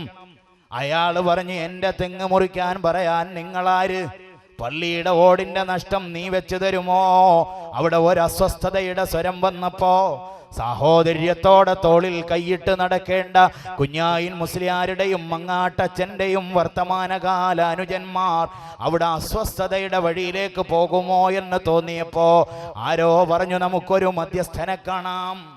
ആരാണ് സർവസമ്മതനായ മധ്യസ്ഥൻ? മുസൽമാനും ഹിന്ദുവിനെയും ഒരു മേശക്ക് ചുറ്റുമിരുത്തിയിട്ട് മധ്യസ്ഥം പറയാൻ കൽപ്പുള്ളവനാര്? ഹജറുൽ അസ്വദ് എന്ന കറുത്ത കല്ലിനെ കഅബാലയത്തിന്റെ കോണിലെടുത്ത് വെച്ച് മധ്യസ്ഥത്തിന്റെ അത്ഭുതം കാണിച്ച മുത്തുനബിയുടെ അനന്തരഗാമിയായ അവിടുത്തെ കുടുംബത്തിലെ കണ്ണിയല്ലാതെ മറ്റാരുണ്ടതിന് മധ്യസ്ഥം പറയാൻ? ആരോ പറഞ്ഞു, നമുക്ക് പാണക്കാട്ട് പോവാം. പാണക്കാട്ട മേശക്ക് ചുറ്റും ഹിന്ദുവും മുസ്ലിമും ഒരുമിച്ച് കൂടി തകർന്നു പോവുന്ന വോട്ടിന്റെ കഥയും മുറിക്കാൻ പറ്റാത്ത തെങ്ങിന്റെ വ്യഥയും പറഞ്ഞപ്പോ മഹാനായ തങ്ങള് വിളിക്കുന്നു പള്ളിയുടെ പ്രസിഡന്റിനെ അരികിലേക്ക്. ആ മേശയുടെ മേലെ മടക്കി വെച്ച കറൻസിയിൽ എത്രയോ എടുത്തിട്ട് ഹാജിയാരുടെ കയ്യിൽ കൊടുത്തിട്ട് തങ്ങളുടെ നിർദ്ദേശം, നമുക്ക് പള്ളിയുടെ ഓട് മാറ്റിയിട്ട് അത് കോൺക്രീറ്റ് ചെയ്ത് കളഞ്ഞാലോ? ആദ്യത്തെ ഫണ്ട് എന്റെ വകയിലായിരിക്കട്ടെ. ഹാജിയാർ അവിടെ ഇരിക്കുമ്പോൾ ഹിന്ദു സഹോദരൻ അടുത്ത് വിളിച്ചിട്ട്, നിങ്ങൾ തെങ്ങ് മുറിക്കേണ്ട ആവശ്യമില്ലെന്ന് പറഞ്ഞ് അയാളുടെ കയ്യിലും കൈമടക്ക് വെച്ചു കൊടുത്തപ്പോ അങ്ങോട്ട് പോയ വൈരാഗ്യം മറന്ന് രണ്ടുപേരും ഒത്തുചേർന്ന് തിരിച്ച് വീട്ടിലെത്തിയപ്പോ ലാത്തുരിക്കായിൽ വെച്ച് കൊടുംഭീകരൻ തന്റെ വീട്ടിൽ ചെന്ന് പറഞ്ഞതുപോലെ പാണക്കാട്ട കൊടപ്പനക്കല വസതിയിൽ നിന്നിറങ്ങിയിട്ട് തന്റെ വീട്ടിൽ ചെന്ന ആ ഹിന്ദുവും പറഞ്ഞിട്ടുണ്ടാവണം, ജിഅ്തുകും മിൻ ഇൻദി ഖൈരിന്നാസ്, ഞാൻ എവിടെ നിന്നാ വരുന്നതെന്നറിയോ? കേരളത്തിലെ നല്ല ഒരു മനുഷ്യന്റെ അരികിൽ നിന്നാണ് ഞാൻ വരുന്നത്. തെങ്ങ് മുറിക്കണ്ടെന്നാ പാണക്കാട്ട തങ്ങൾ പറഞ്ഞതെന്ന് പറഞ്ഞപ്പോ ആ സഹോദരന്റെ അമ്മ പറഞ്ഞു അത്രേ, എനിക്കും കാണണം ആ പാണക്കാട്ട തങ്ങളെ. ഭാര്യ പറഞ്ഞു അത്രേ, എനിക്കും കാണണം ആ പാണക്കാട്ട തങ്ങളെ. പേരക്കുട്ടികളെ അടക്കം എടുത്ത് തിരിച്ച് അതേ വണ്ടി പാണക്കാട്ട പടിക്കലെത്തിയപ്പോ ആ അമ്മ നെഞ്ചത്തടിച്ചിട്ട് പറയുന്നു, അബദ്ധം വന്നുപോയോ തങ്ങളെ? എന്റെ മോൻ പറഞ്ഞത് അബദ്ധമാണെങ്കിൽ ആ തെങ്ങ് ഞങ്ങൾ മുറിച്ചോളാം. വമാ സാദല്ലാഹു അബ്ദൻ ബിഅഫ്വിൻ ഇല്ലാ ഇസ്സാ. വിട്ടുവീഴ്ചയുടെ വഴി തെരഞ്ഞെടുത്തതിന്റെ പേരിൽ അള്ളാഹു ഒരാളെയും താഴ്ത്തിയിട്ടില്ല. അന്തസ്സല്ലാതെ അള്ളാഹു കൊടുത്തിട്ടില്ല. പണക്കാട്ട തങ്ങൾ സമാധാനം പറഞ്ഞപ്പോ തങ്ങൾക്ക് ശൂരിതം പോരെന്ന് പറഞ്ഞ പലരും ജയിലുകളിൽ നിന്ന് ജയിലുകളിലേക്ക് മാറിപ്പാർക്കുമ്പോ ലോക സുമനസ്സുകളുടെ കൽവിൽ ആ വലിയ മനുഷ്യൻ രാജാവായി വാഴുമ്പോ മുത്തുനബി സല്ലല്ലാഹു അലൈഹി വസല്ലമയുടെ വാക്കെങ്ങനെ തെറ്റും? അവസാനമായിട്ട് അവിടെ നിന്ന് പറയുന്നു, വമാ തവാലഅഹദുൻ, ഒരാളും താണിട്ടില്ല കേട്ടോ, ഇല്ലാ റഫഅഹുല്ലാഹ്, അല്ലാഹു അവരെ ഉയർത്തിയിട്ടല്ലാതെ. ലോകത്തിനു മുന്നിൽ പുഞ്ചിരി തൂകി നടന്നുപോയ ആ വലിയ മനുഷ്യൻ മുതൽ മേലോട്ട് നമ്മുടെ നേതാക്കന്മാർ കാണിച്ചു തന്ന വഴികളിലൂടെ വിനയത്തോടെ ധിക്കാരത്തിന്റെ കുപ്പായം അഴിച്ചു വെച്ച് നടക്കാൻ സാധുക്കളായ നമുക്ക് അല്ലാഹു തൗഫീഖ് നൽകുമാറാവട്ടെ. ഞാൻ എൻ്റെ വാക്ക് നിർത്തുകയാണ്, സമയം അതിക്രമിച്ചിട്ടുണ്ട് എനിക്കറിയാം. പ്രിയപ്പെട്ട സഹോദരന്മാരെ, അതുകൊണ്ട് ഈ പറഞ്ഞ വിഷയം തിരിച്ചു പോകുമ്പോ മുസ്ലിയാർക്ക് അഭിപ്രായം പറഞ്ഞു പോകുന്നതിന് പകരം നേരത്തെ ഉസ്താദ് പറഞ്ഞതുപോലെ ആ വിഷയം നിങ്ങളുടെ മനസ്സിലുണ്ടാവണം. അല്ലാഹു തആല ഹൃദയം നന്നാക്കുന്ന മുത്തഖീങ്ങളിൽ നാം ഏവരെയും ഉൾപ്പെടുത്തി അനുഗ്രഹിക്കുമാറാവട്ടെ. നമുക്ക് ദുആ ചെയ്തുകൊണ്ട് പിരിയാം. അല്ലാഹു തആല നമ്മുടെ ഈ ഒരുമിച്ച് കൂടൽ, നമ്മുടെ പിരിയലും നമ്മുടെ ഇവിടെ പറഞ്ഞതുമൊക്കെ അവൻ ഇഷ്ടപ്പെടുന്ന ഒരു സ്വാലിഹായ അമലായി അല്ലാഹു നമ്മിൽ നിന്ന് സ്വീകരിക്കുമാറാവട്ടെ.